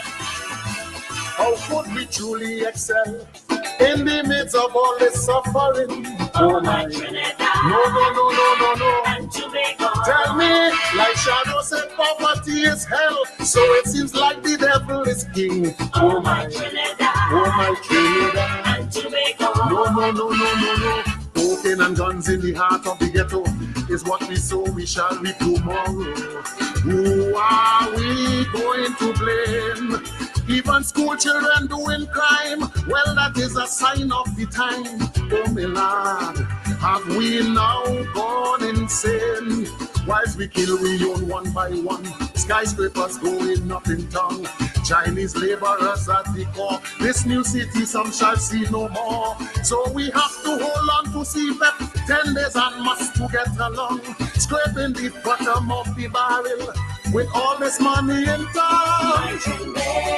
Oh yeah. My Lord, the hills are alive in a different way. You have to do more for the people. Better wages to ease we struggle, yeah.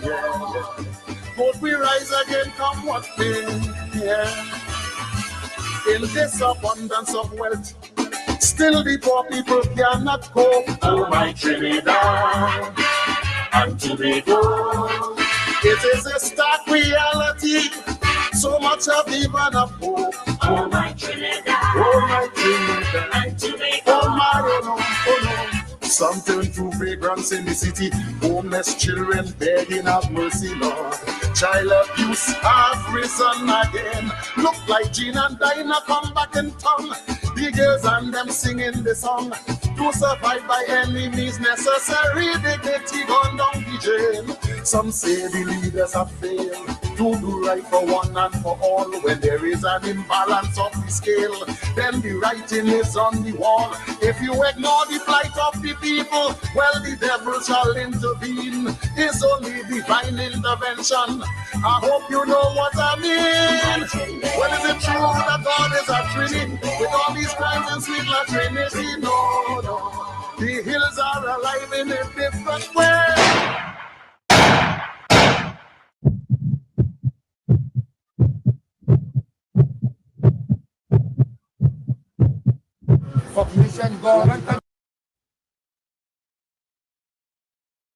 We are back with you. It's In the Village with Uncle Tommy, Professor Wall Street, and you on WZYE 95.9 FM.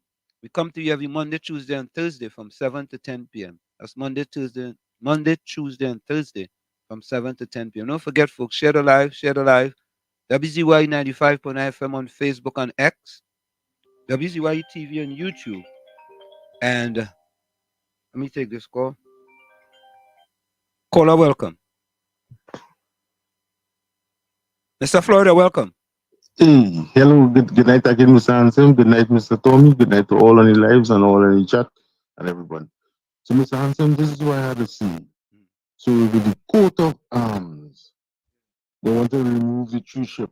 But to me, this is my opinion. The tree ship supposed to signify the tribulation, the ill treatment, no health care, no generation wealth, because they were slaves and indentured laborers. And they was mistreated. And now, in 2024, don't you see the same thing happening? After so many years and generation upon generation, we should have been living like kings and queens in this country, in Trinidad and Tobago. But if you ask yourself the question, who is the kings and queens of this country? This is not the majority, the African and Indians. There's somebody from a different country who didn't went through the trials and tribulation that the Indians and the Africans went through here. They are the kings and queens. And if the PNM supporters cannot hold the party accountable and looking for a better life, and they want to continue blaming the UNC, 20 years and 30 years from now, you know what they say? They say grass is eat good with ketchup. Mr. Hansen, they say both parties corrupted. But if you're corrupted, and every 5 term that you see, every 5 years you serve a term, and you improve people's life by 10%, in 10 terms, in 50 years, 10 terms, 50 years, because every 5 years you're increasing people's life better in 10%. In 10 terms, like 50 years, we reach 100%. And then all of us here who's supposed to be living as king and queens, instead of people from the outside who living on kings and queens, driving in the chariots, living in skyscrapers, eating and drinking silk milk. And yet still we will sit down here in the bottom of the barrel here and fight for the two ethnicities who went through the most struggle in this country to build this country and have nothing. Thank you very much, Mr. Hanson, Mr. Tommy, for listening. Yeah, man. Bless. Thank you. Thank you, man. Thank you. I just got booklets there. Even I don't know why in order to defend your party so much, right? You trying to say that you bought all the books. Well, yeah, Tommy, I don't know. But anyway, Tommy, the the CXC and the CSEC came out for the Caribbean. Yeah, I know. I have a nephew that took CXC. Now, I have a friend, I ain't gonna call the name, but the person in his family they took 8 subjects. Mm-hmm. They get 6 1s and 2 2s. 6 1 is 6 1 is It is. right. 6 1 and 2 2s. Yeah, I think my nephew got 3. He took 6. He got 3 1s. Mm. But you think it's about time we abolish those exams, Tommy? I couldn't say. I don't want to give myself the liberty of saying because it went from GCE to CXE, which is Caribbean. Mm-hmm. Okay.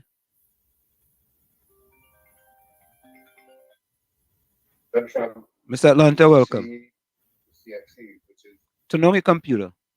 Good evening. Good evening, Wall Street. Good evening. And Tommy. Yes? Good evening, Miss Atlanta. Turn on your computer, though. I don't have I only have the phone on.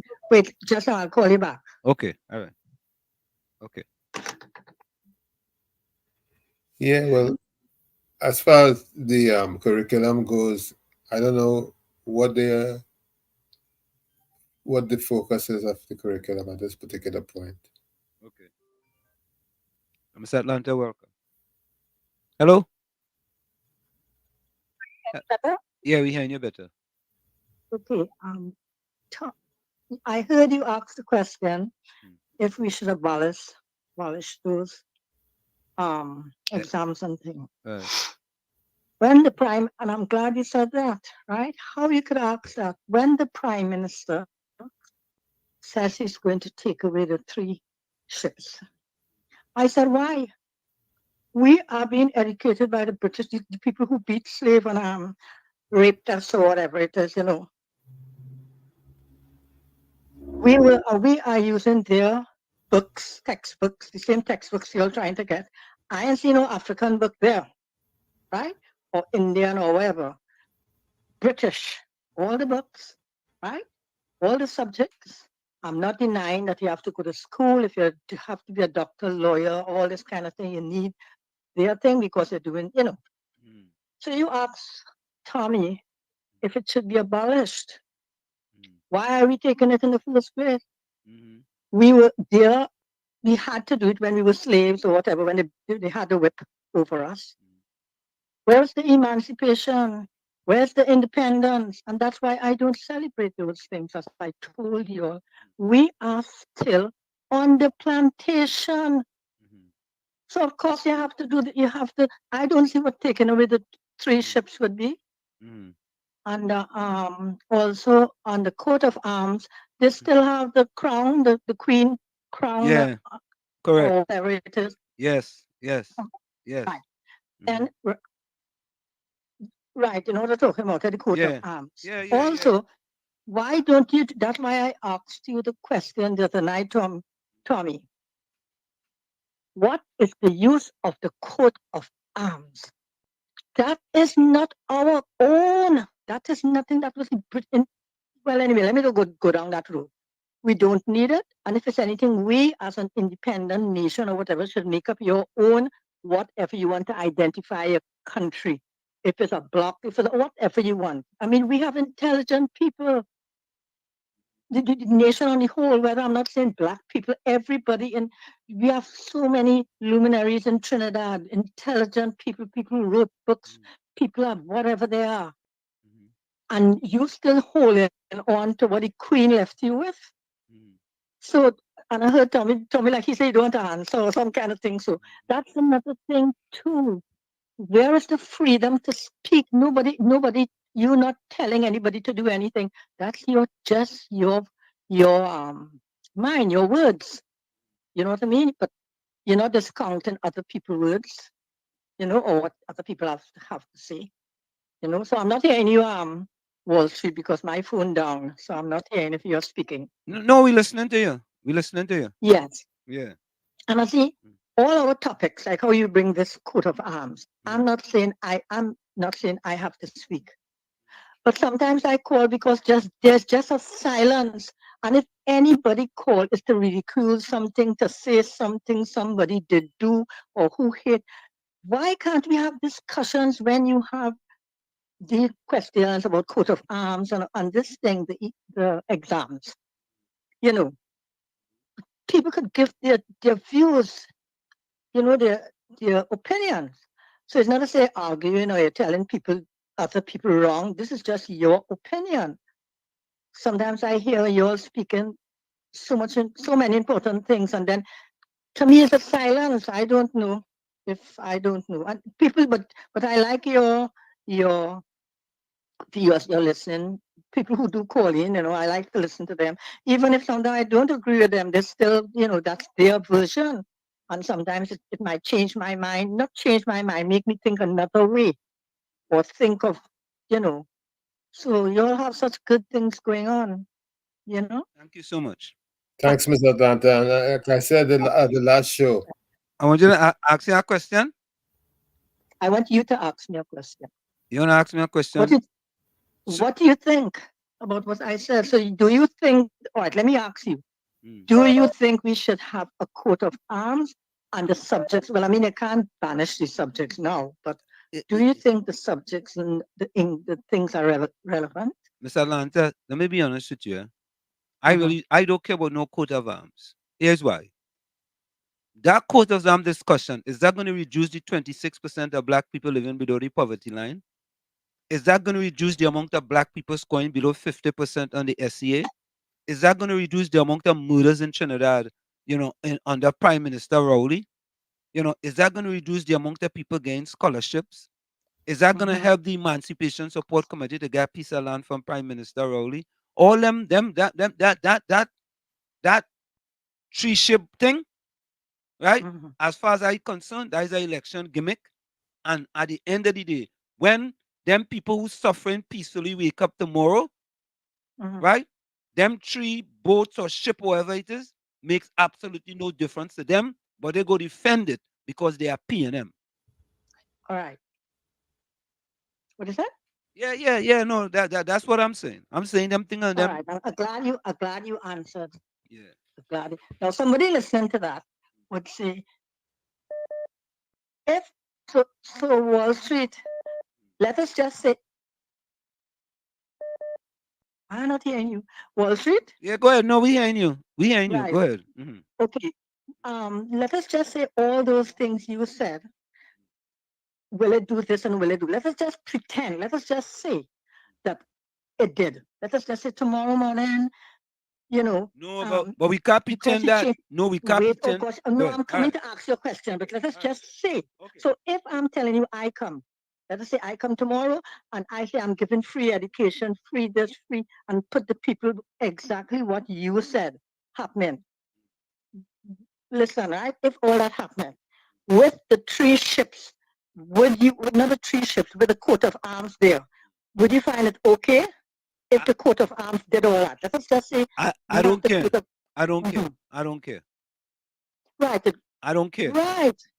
Because at the end of the day, that discussion with the coat of arms does nothing for the people of Trinidad and Tobago. But I agree with you, I agree with you. That's why I say it shouldn't be their period. But I agree with you. You know what I mean? Because if you notice, it's the topic everybody's saying, yeah, nay, and it doesn't change the price of onions. You know? So I agree with you. But I'm just saying people have to also think. You know what I mean? Right. I understand what you say. And what about the? Oh yes, I understand. Thank you, Miss Atlanta.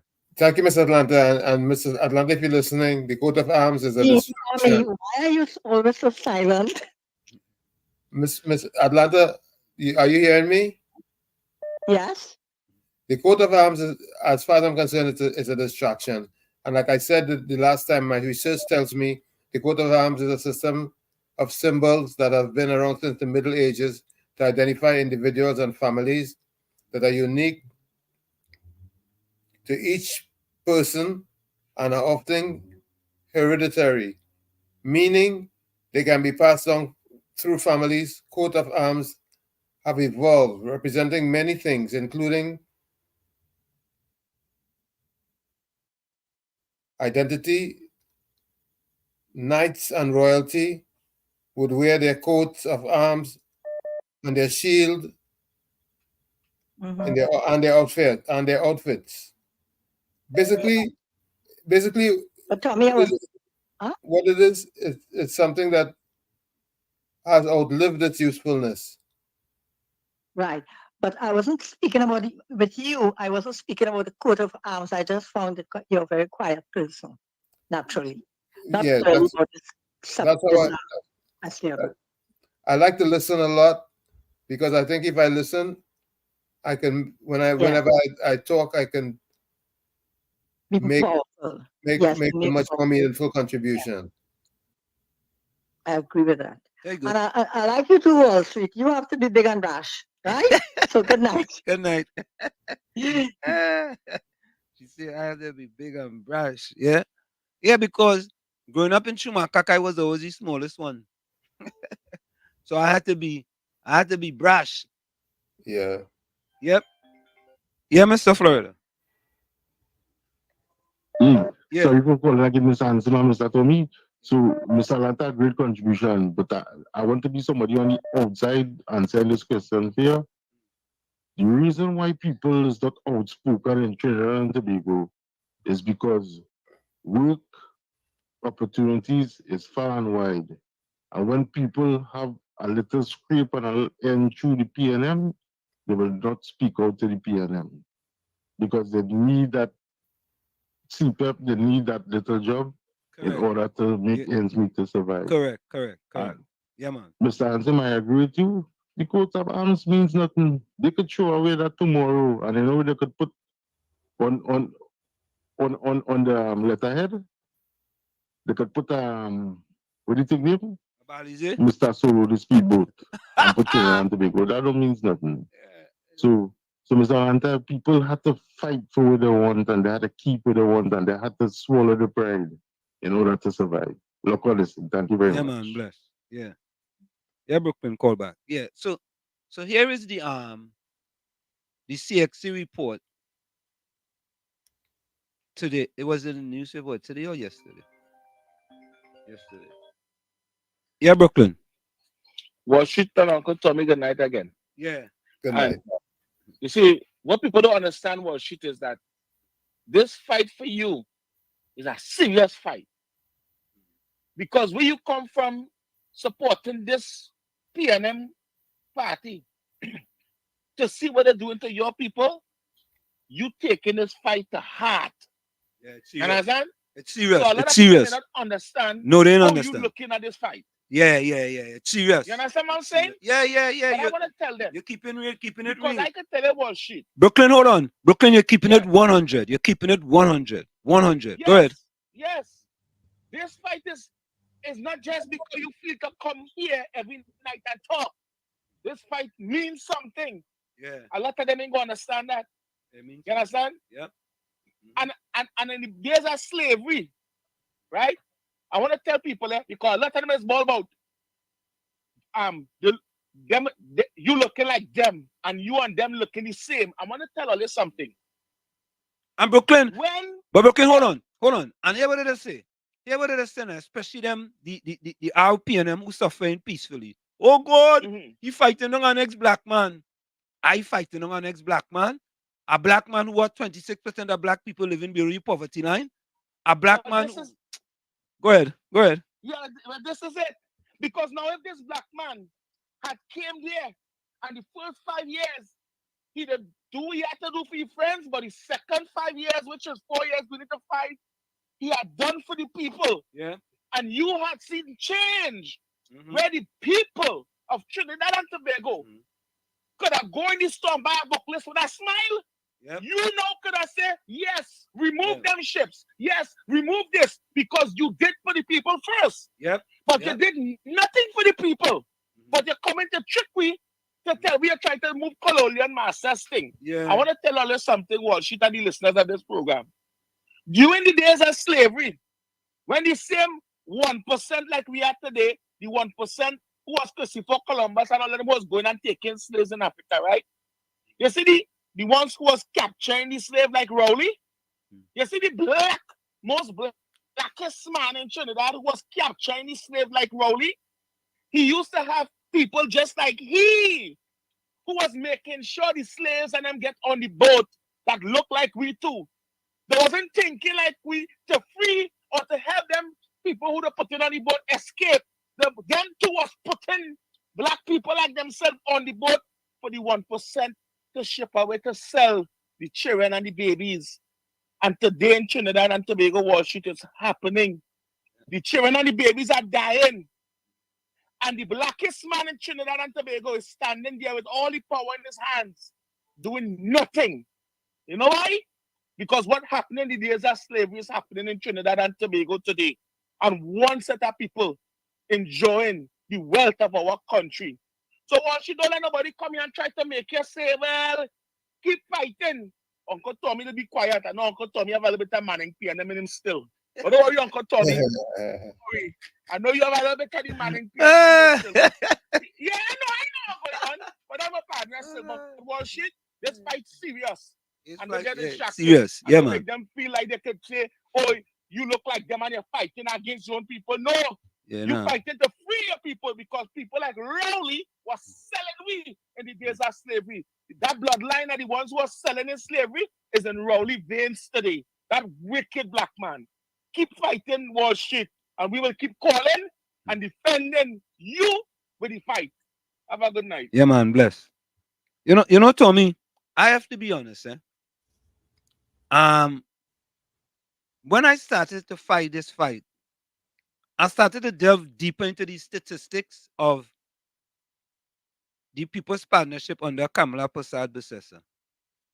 And when I started to look at the poverty rate under Prime Minister Rowley, I said, but you know what? Let me compare and contrast because Coco have a song, compare and contrast. So I started to compare and contrast the black people living below the poverty line under Kamala Prasad Bissessa when compared to Prime Minister Rowley. And I said, well, wait now, buddy. Wait. But Kamala Prasad Bissessa seemed like she had a plan, right, for a socio-economic plan for the poor black disadvantaged people in Trinidad and Tobago because she was on her way to reducing the amount of black people living below the poverty line. And I'm saying, but we never know that. Tommy, until we brought that up here on WZYE 95.9 FM, you ever think people knew about when we compare and contrast the amount of black people living below the poverty line under Kamala Prasad Bissessa as opposed to under Prime Minister Rowley? I don't think that it ever even came into the thoughts of most people. And I think that's because many of us who are supporting the PNM, we only want to look. They're distracted. Correct. So you wouldn't really go into the weeds, you know? Yeah. When you're distracted, you can't even think of these things. Yeah. And when I became undistracted, Yes, undistracted. I started to realize a lot of different things. And even going back to Basdeo Pandey reduced the amount of black people living below the poverty line. An Indian prime minister. You understand?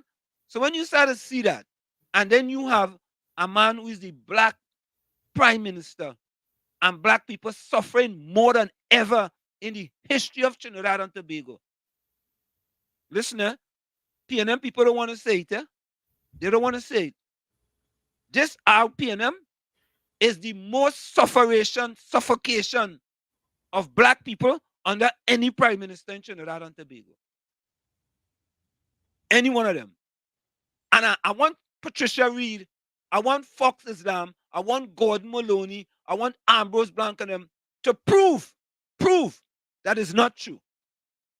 That in the last 9 years under Prime Minister Rowley is the most amount of suffocation and sufferation of black people in the history of Trinidad and Tobago. Prove that. Or they could talk to the pastor with the internet search engine name too. Maybe he can help all you try to Google something that they can't find. Yeah? Because the facts are there. Facts are a stubborn thing, you know. Facts are very stubborn. But anyway, let's go to the CXC report. Tommy boy, I want the statistics in Trinidad and Tobago to be better. I want to see improvement. And remember, we already gave you all 10 solutions because Fox Islam come and ask a question, and when he answer the question, Tommy, the man disappear, you know. Disappear and gone, you know. He do a Houdini, boy. Houdini is the one who uses to disappear, Tommy. That's it. That's him. The man do a Fox Uni. A Fox Uni. A Fox Uni. He do a Fox Uni. A Fox Dini. A Fox Dini. He do a Fox Dini, boy. Yeah. And like Joseph do a Jodini. Oh. Okay. So listen to this. Let me go to the chat first. And then we're gonna get to the Caribbean Social Wall Street. Ghana was once the same. Look where they are now.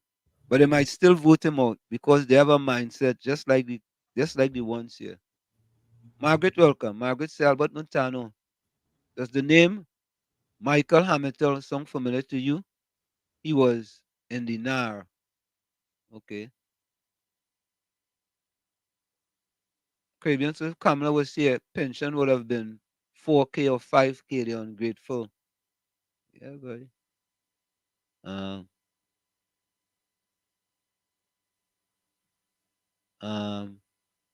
Albert said, Margaret, I'm still physically good and get a regular physical at my doctor every 6 months with all the tests.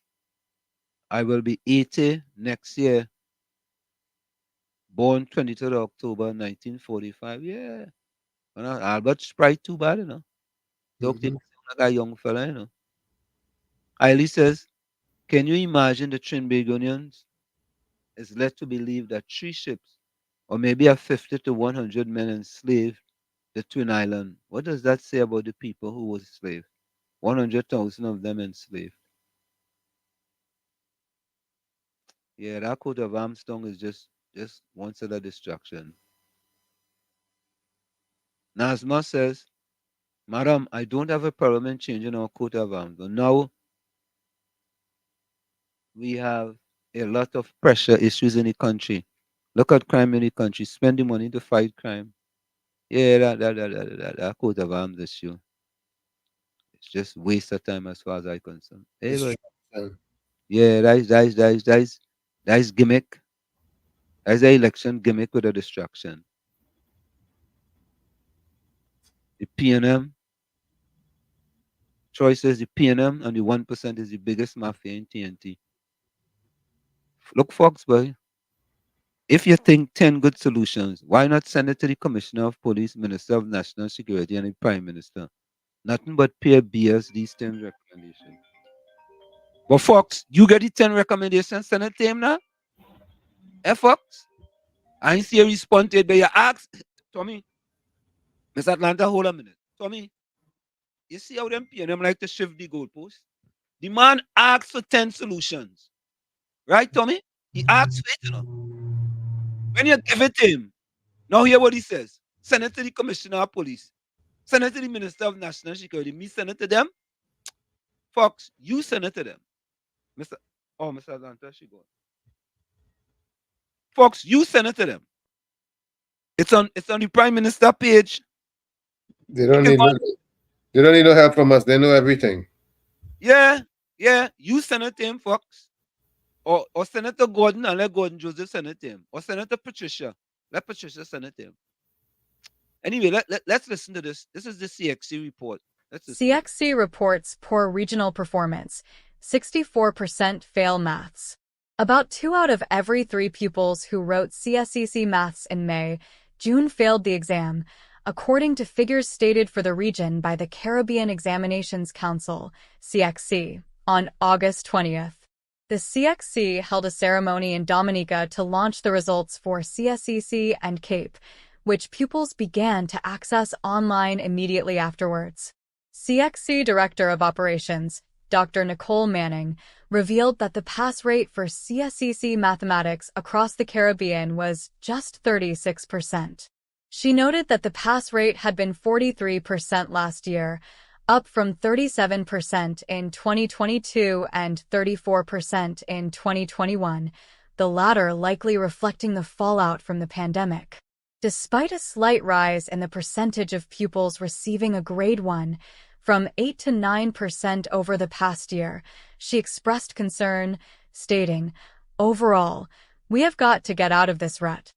The next worst performing subject area was CSEC Spanish, which was passed by only 50% of pupils, reflecting a progressive decline from 59% in 2021, 55% in 2022, and 54% last year, down to the current 50%. Manning also noted a very surprising pass rate of just 58% for integrated science.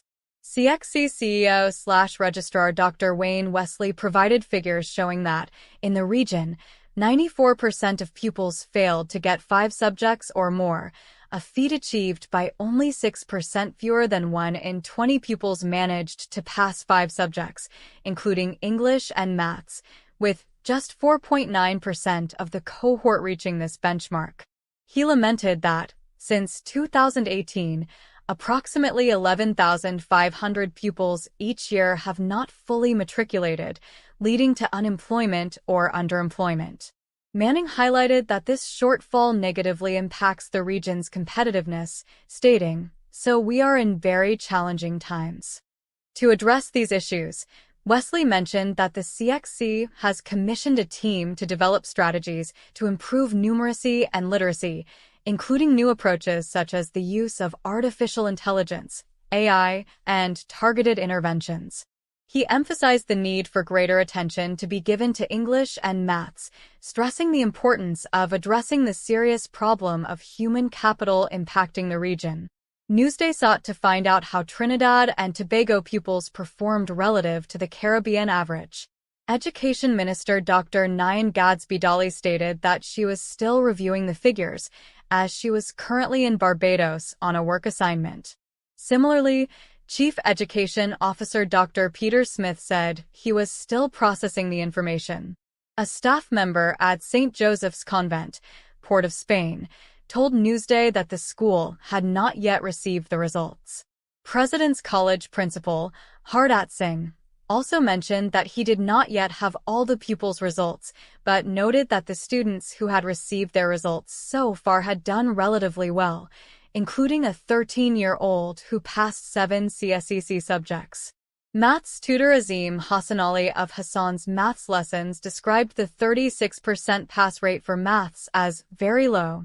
He pointed out that in previous years, the maths pass rate has fluctuated around 50%, sometimes slightly above or below. Hassanali suggested that the exam was difficult this year, particularly citing a challenging question on paper 2 that required critical thinking, a skill that may not be adequately taught in most classrooms. He emphasized the need to revamp the education system and how teachers are recruited.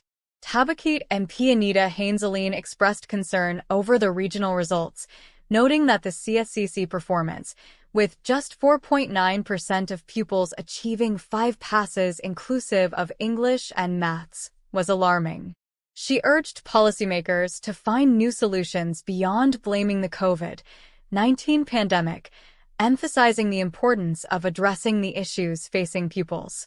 St. Augustine Girls High School, SAGHS, acting principal, Bonnie Bisungosine, found the results announced by the CXC strange, as she had received numerous calls from parents reporting excellent results in English and maths.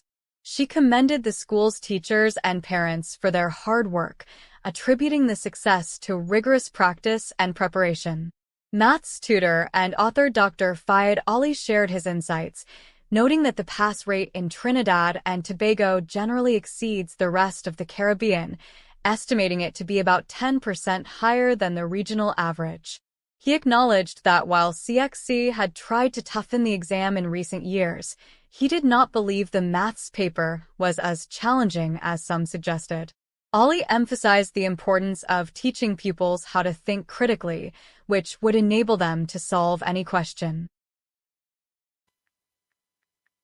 Tommy, did you hear that? Mm-hmm. I am hoping, Tommy, that the numbers are much better than last year. Yeah, Miss Atlanta. I am hoping. Miss Atlanta. Hello. Yes. Well, see, why are you still talking anyway? No, you're, I'm yeah, sorry, because let's put it down. you're listening on your computer. Yes. Yeah. All right, okay. Wall Street, I thought I'd think it down. Wall Street, thanks for that. But I was listening to that and wanted to know why they did it for the regional and what were our results, Trinidad and Tobago. Right, we waiting on But that. you heard, We waiting on that. well, that's what I'm telling you. Yeah. That is to tell you how dumb in this day and age. Because you have a computer, everything is scientifically, everything is like your phone. It's not, you could plug in Google and find something, or you could do whatever. You're going to tell me that when they ask our minister, I'm in Barbados and I'm getting thing yet, and I'm, how do you mean you're going back? You see, these are the things, Wall Street, again, people sit down like if they, that lady, she's the Minister of Education. She should be finding out firsthand. Let me see how my people do. My Trinidad do. Bam, bam, bam. Because in Barbados, so you have to come to Trinidad or go somewhere to do that. You could sit down in your office, in your hotel room or wherever. And the other thing, one of the St. Augustine or one of them said, we usually do good, because I wanted to find out how we fared with all that low, this one low. It's around the region, you know. So I want, you know what I mean? If you are giving results, don't just give the region. She and all the other people, they should know my people got 10, the other one, you know, I'm just making up, right? Why I don't know? And that is to tell you the state of our, as you say, the state of our systems and everything in Trinidad, and I don't know about the other islands. The state, besides not having this and not getting that and not doing the things that they're supposed to be doing well or doing, right? Getting results, you have to wait. You heard this person try to get the results of the local, the Trinidad, and what everybody said, I ain't get it yet. I didn't get this one, didn't get it. What's it, where we live in? We didn't get it yet. I mean, I didn't get it. Hey, we get it. You know what I mean? So, and we sit down there, your children, up to now. Yep. You understand? But thanks very much for bringing it across. Thank you. Very good. And you're, thank you. You know, as usual, you're educating, you're sticking with the people. Thank you. Thank you. All right. Fox, listen to this, Foxy. Fox, what is his name? Fox Dini? Fox Dini. Fox Dini. Listen to this. Trinidad and Tobago students have participated in international math competitions, such as the International Mathematics Olympiad. However, they have not ranked among the top performing countries in the IMO. Trinidad and Tobago have earned a few honorable mentions, but have not secured any medals. In terms of university ranking, the University of Trinidad and Tobago is ranked 4,097th in the world for mathematics. Folks, those are the facts. You know? And if we are trying to do things better, by the way, Fox Udini, listen to this. We just had the numbers here. We just had the number waiting for people like Fox and them. The budget, you know who get the largest portion of the budget, the recent budget? Education and training. The Ministry of Education, $8.022 billion. $569 million more than from the last budget, Tommy. Them get $500 million more, Tommy. $500 million more. To fail the students, predominantly black students.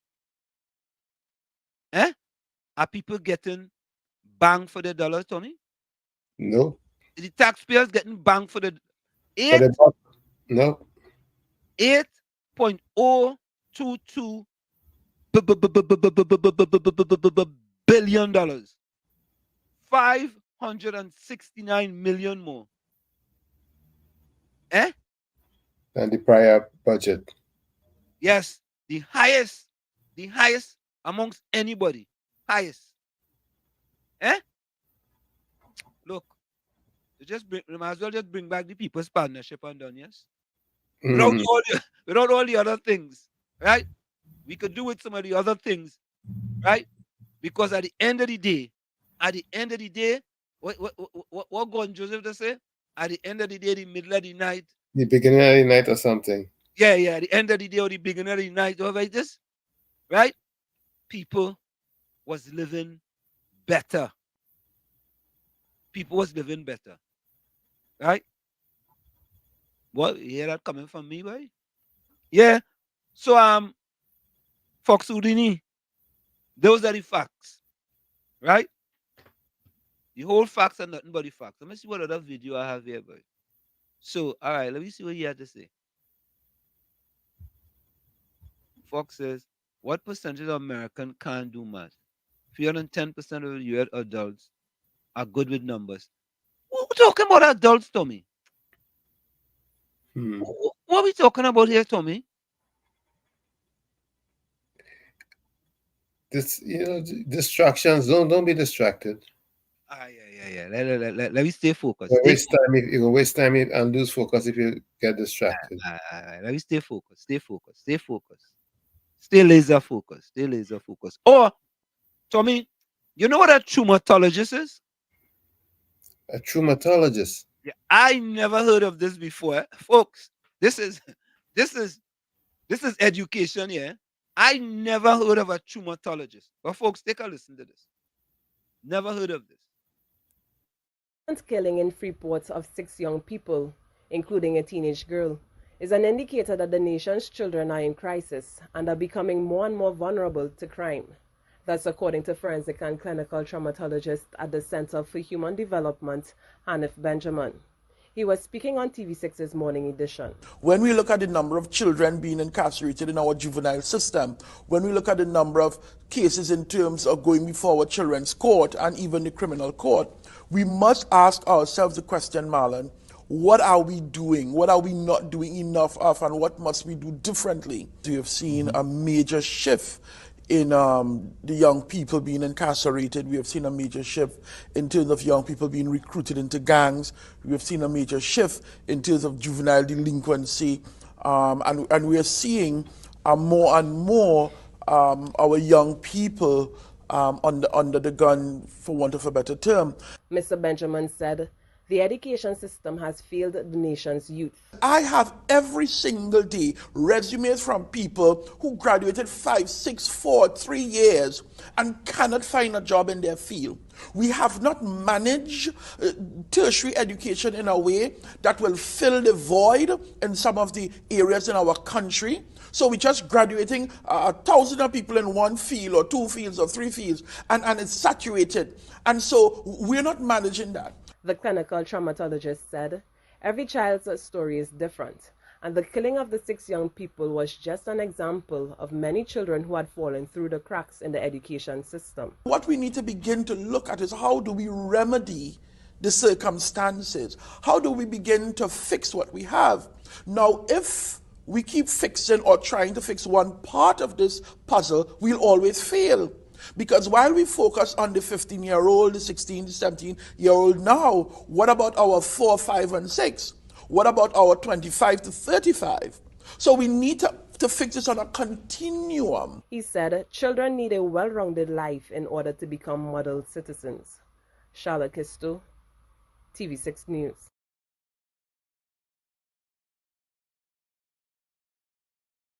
Okay, a traumatologist. Now I know what you were talking about.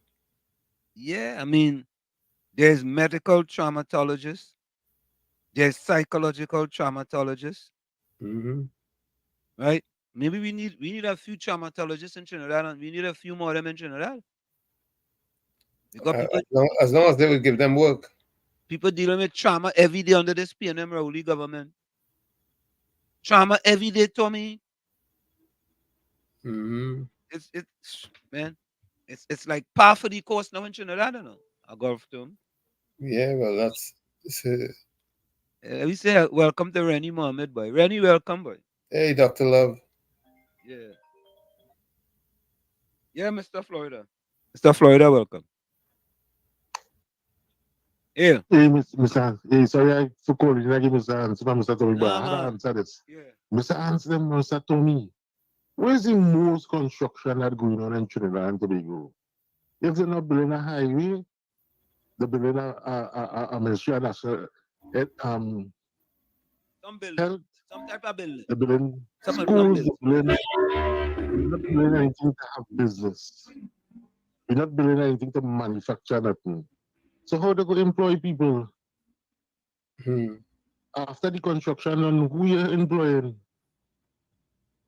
And this is the problem we have in Trinidad. They're not manufacturing.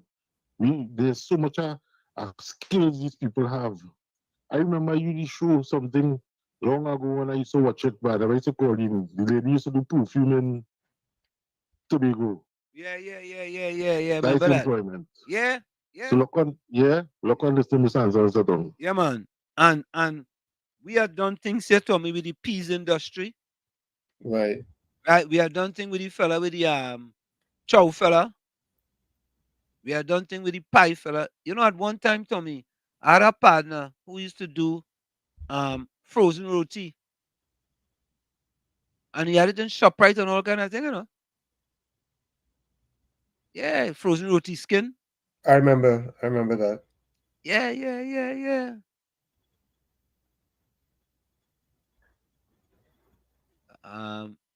Margaret says, "What smart man, but like you, Wall Street, the powers that be will listen. The powers that be will listen, but put it aside. Yeah. Them fellas and them. You know, I mean, I put the 10 solutions before before Fox Dini put the 10 solutions in the Prime Minister page when he posted that garbology there. Yeah, he put some niceties. You understand? Anyway, folks, we have a few minutes left. Put your closing comments in the chat. Annette Drake's welcome. Annette, where you joining us from? Where you joining us from, Annette? Yeah, Tommy. Oh, but as we talking about the thing, you know, Prime Minister doubled down on the boat and them, you know, the ship and them, you know. Addressing the Rahoketa Talparo constituency conference on Tuesday, Prime Minister Dr. Keith Rowley rationalized his stated intention to make a change to this country's coat of arms by replacing Christopher Columbus's 3 vessels with the steel pan. We made it a national instrument by law, and we decided as part of that process, those 3 misleading ships, those 3 icons of colonialism of barbarism, of rape and oppression, they will be removed from the emblem and be replaced by this, the newly born national instrument. Dr. Rowley said this change was the next logical step after having ensured that the steel pan is this country's intellectual property.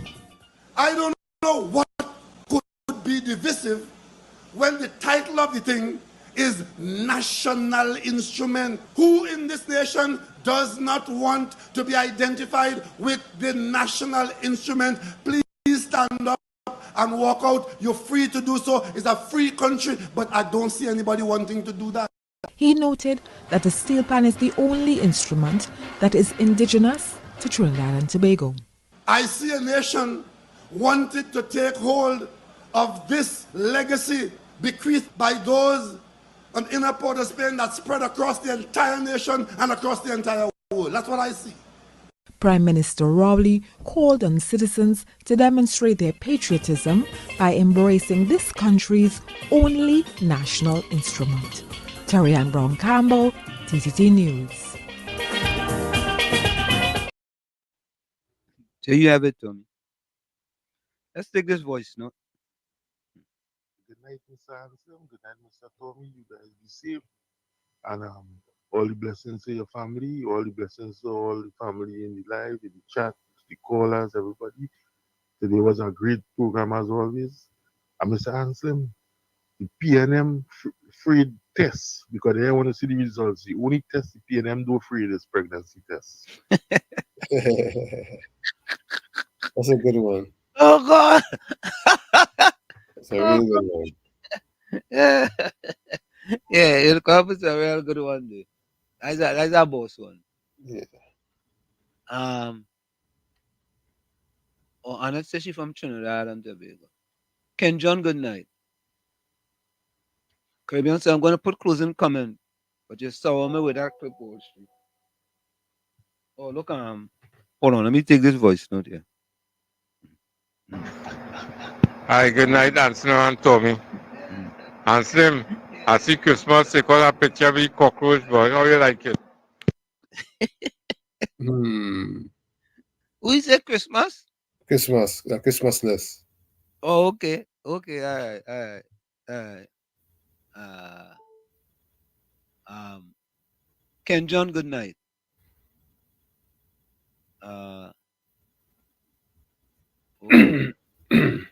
Nazma says we need to blindfold from our eyes and try to build back our beautiful Trinidad and Tobago. God bless our nation. But we need to build back Trinidad and Tobago really bad. Well, eyes wide open though. Eyes wide open? Yeah, we need to build back our eyes wide open. Mm-hmm. Okay. Yeah, Brooklyn. What she put my closing comments is that I want to tell the weak African leaders in Trinidad and Tobago, the weak ones, the imitation, the false one, the ones, the wolf and them in sheep clothing that continue to see our country fail. And as Africans, an African organization that is not standing up and using the power to gather the people to do what it's supposed to do, to bring change in our country, I want to tell them the time soon will be over. The little caca that I keep probably giving them, for them to be quiet, to be suffering in silence and selling the people, I want to tell them the time soon will be over. There's no powerful leaders in Trinidad and Tobago when it comes to the African people. None. All right? And I want to tell Gordon Joseph, I am tonight, Gordon Joseph, like he couldn't find the slave whip or the slave whip like Rowley gave you. He couldn't find it, but I know you're listening. Good night to you, Gordon Joseph. Everybody, good night. All of you safe. And until Sunday. Yeah, man. Bless. All right, bless. Yeah. Let's say good night. Yeah. There we go. All right, folks, we're gonna go for a quick break, and when we come back, put your closing comments in the chat. Put your closing comments in the chat, or you could send your voice notes, or you could send your quote, via WhatsApp. But put your closing comments in the chat. We know we like them positive quotes to end the night. We always like that. All right, we'll be right back. Don't go nowhere. It's in the village with Uncle Tommy, Professor Washington, and you. Be right back. You're listening to WZYE 95.9 FM. You are listening to WZYE LP 95.9 FM, the most influential name in Caribbean radio in the tri-state area. Broadcasting from East Orange, New Jersey, the most influential name in Caribbean radio. WZYE 95.9 FM. We are back with you. It's In the Village with Uncle Tommy, Professor Walsheed, and you. We come to you every Monday, Tuesday, and Thursday from 7 to 10 p.m. That's Monday, Tuesday, and Thursday from 7 to 10 p.m. Don't forget, folks, we are on Sunday from 1 to 4 p.m. It's Sunday Talk, Let's Talk Politics. I feel we might bring in a political analyst, Tommy. That's a good thing for Sunday. Yeah. We will see who we can get. Who can join us. So my closing quote is, "For though I fall, I will rise again. Though I sit in darkness, the Lord will be my light. For though I fall, I will rise again. Though I sit in darkness, the Lord will be my light." From where I sit, this is it. The clock on the wall said that's all I like to say, but I've got to go. Remember, hard work beats talent. When talent does not work hard, and for every 60 seconds of anger, you lose 1 minute of happiness. Remember, your circumstances may determine who you are, but you are responsible for who you become. Go ahead, Tommy. My first comment is it's called the Universal Declaration of Human Rights. Everyone has the right to rest and leisure, including reasonable limitations of working hours and periodic holidays with pay. Like I always say, you, the man in the mirror, you have to become that change that you want to see. However, if when you look at that mirror, you don't like what you see, you cannot blame the mirror. Do not look down on a person unless you're giving them a hand up. Never look down on a person unless you're giving them a hand up. Like I always say, I love each and every one of you, and I want you to be safe out there so that we can join together again and share discourse, knowledge, reason, even if we agree to disagree. But we have to be safe out there because these are very perilous times. Remember, next Friday, the 30th, we're going to have our flag raising, Trinidad and Tobago Independence flag raising ceremony on City Hall. That's downtown Newark, Broad Street, Newark. And also, I wanted to remind the public about Sheppy the concert that's taking place at Naparima Bowl on this Sunday.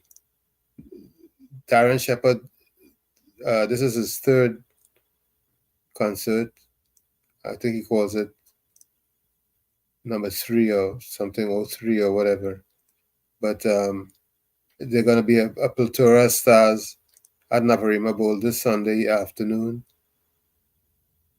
So look into that and support. Thank you. Thank you, Tommy.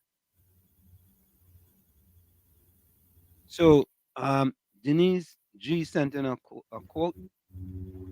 "Everything we say at funerals could be said at birthday parties instead. We leave so much love unspoken." So everything we say at funerals should be said at birthday parties instead. We leave so much love unspoken. That's Denise G. Miss Atlanta says, "Politicians make strange bedfellows, but they all share the same bunk." What? That's a IWIE Gates.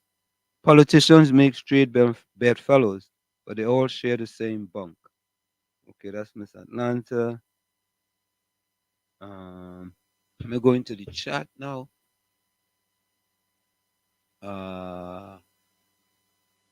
Rennie Mohammed says, "Yeah, boy, Rennie come back in a bang, boy. Live, love, laugh, ingredients for long life."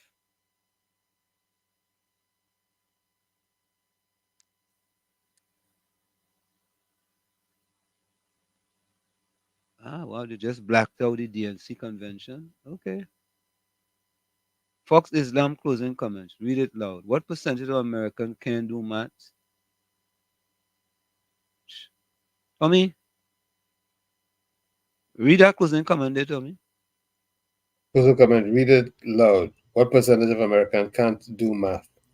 Fewer than 10% of U.S. adults are good with numbers. You believe that? We go fact check that next time. Let me fact check it right now. What is that? What it is? He says fewer than 10% of Americans are good with numbers. Fewer than 10%. Hold on. Let me look.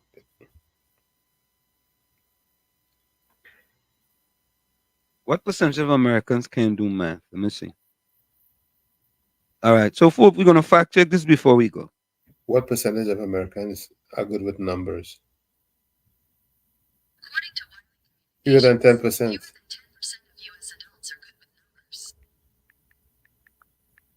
says fewer than 10%. What's that? It says, Google says fewer than 10% of U.S. adults are good with numbers. What percent of Americans can do math? I don't know what that really tells, but I don't know what significance it holds. Fewer than 10% of Americans are good with numbers. This year, I mean, this doesn't say about. This doesn't tell you about what percentage of Americans, adult Americans. Let me see, adult Americans. Yeah, Google says it. Google says that. That's what it says here. Fewer than 10% of U.S. adults are good with numbers. Okay, all right. That's what Google says. And what? And so I don't know what that's supposed to mean. Anyway, let's finish here. Distraction. Says, stop looking for happiness in the same place you lost it. Good night, PNM supporters. Hailey says, conscious thoughts needs action to reap manifestation. Again, conscious thoughts need action to reap manifestation. CT times A equals M. So Rowley is a wicked man towards his people, and his people feel we fighting them down. We're just trying to keep, as Kamala said, look after your people, Rowley. Yeah, Kamala actually told him that.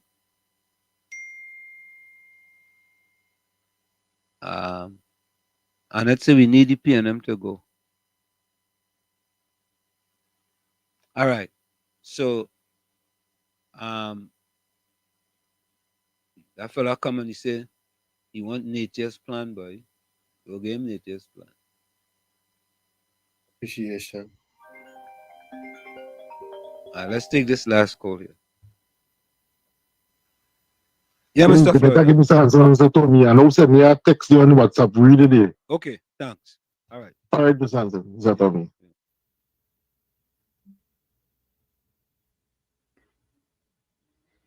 Okay.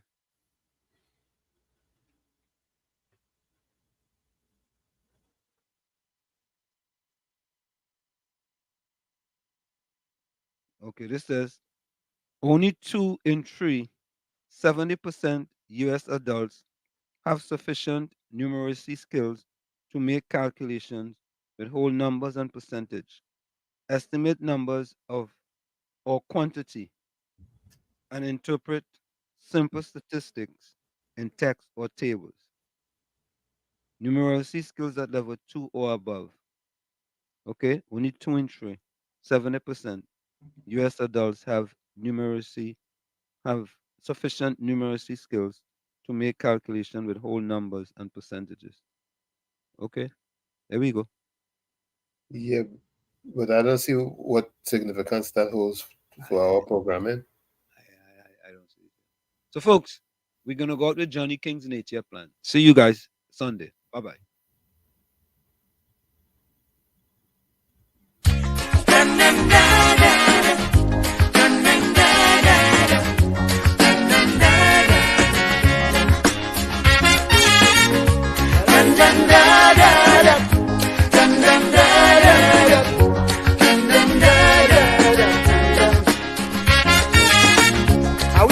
I'm holding on in order to stay around in a life terribly imbalanced.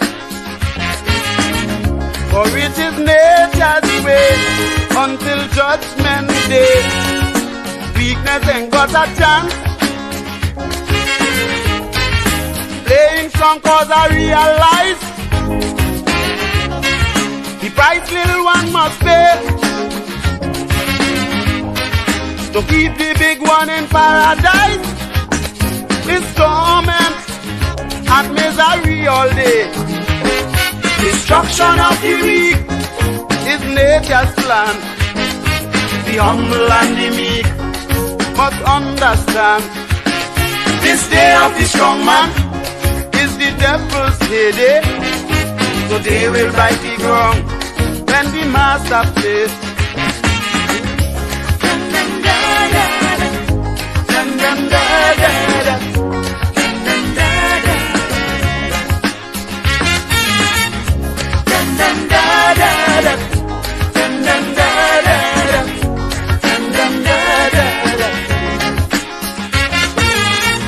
As long as you have the cash and all your strings attached, you're on earth but living in heaven.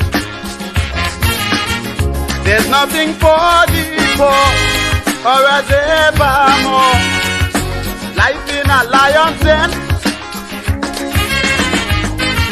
hungry man shall aspire to keep the high man on top, to take him higher and higher. The poor one must struggle till he drop. Destruction of the weak is nature's plan. The humble and the meek must understand. This day of the strong man is the devil's heyday. So they will bite the ground when the master plays.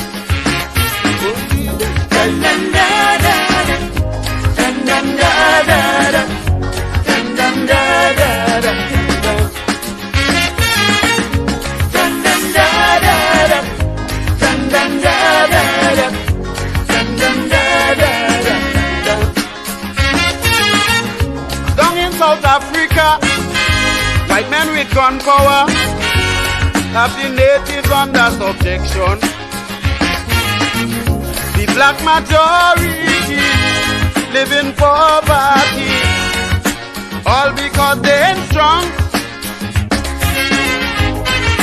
Black man life is a thoroughfare. Nature make him a slave. South Africa is a nightmare for colors from cradle to the grave. Destruction of the weak is nature's plan. The humble and the meek must understand. This day of the strong man is the devil's heyday. So they will bite the ground when the master plays.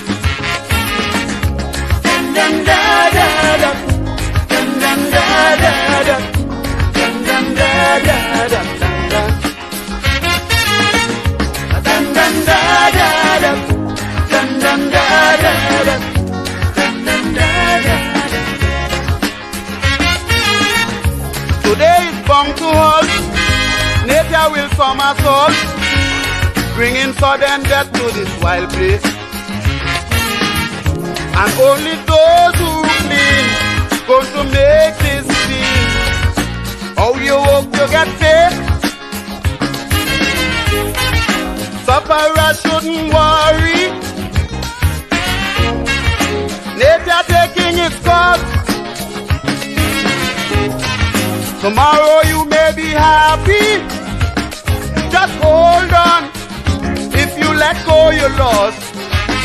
Destruction of the weak is nature's plan. The humble and the meek must understand. This day of the strong man is the devil's heyday. So they will bite the ground when the master plays. Dun dun da da da, dun dun da da da, dun dun da da, da.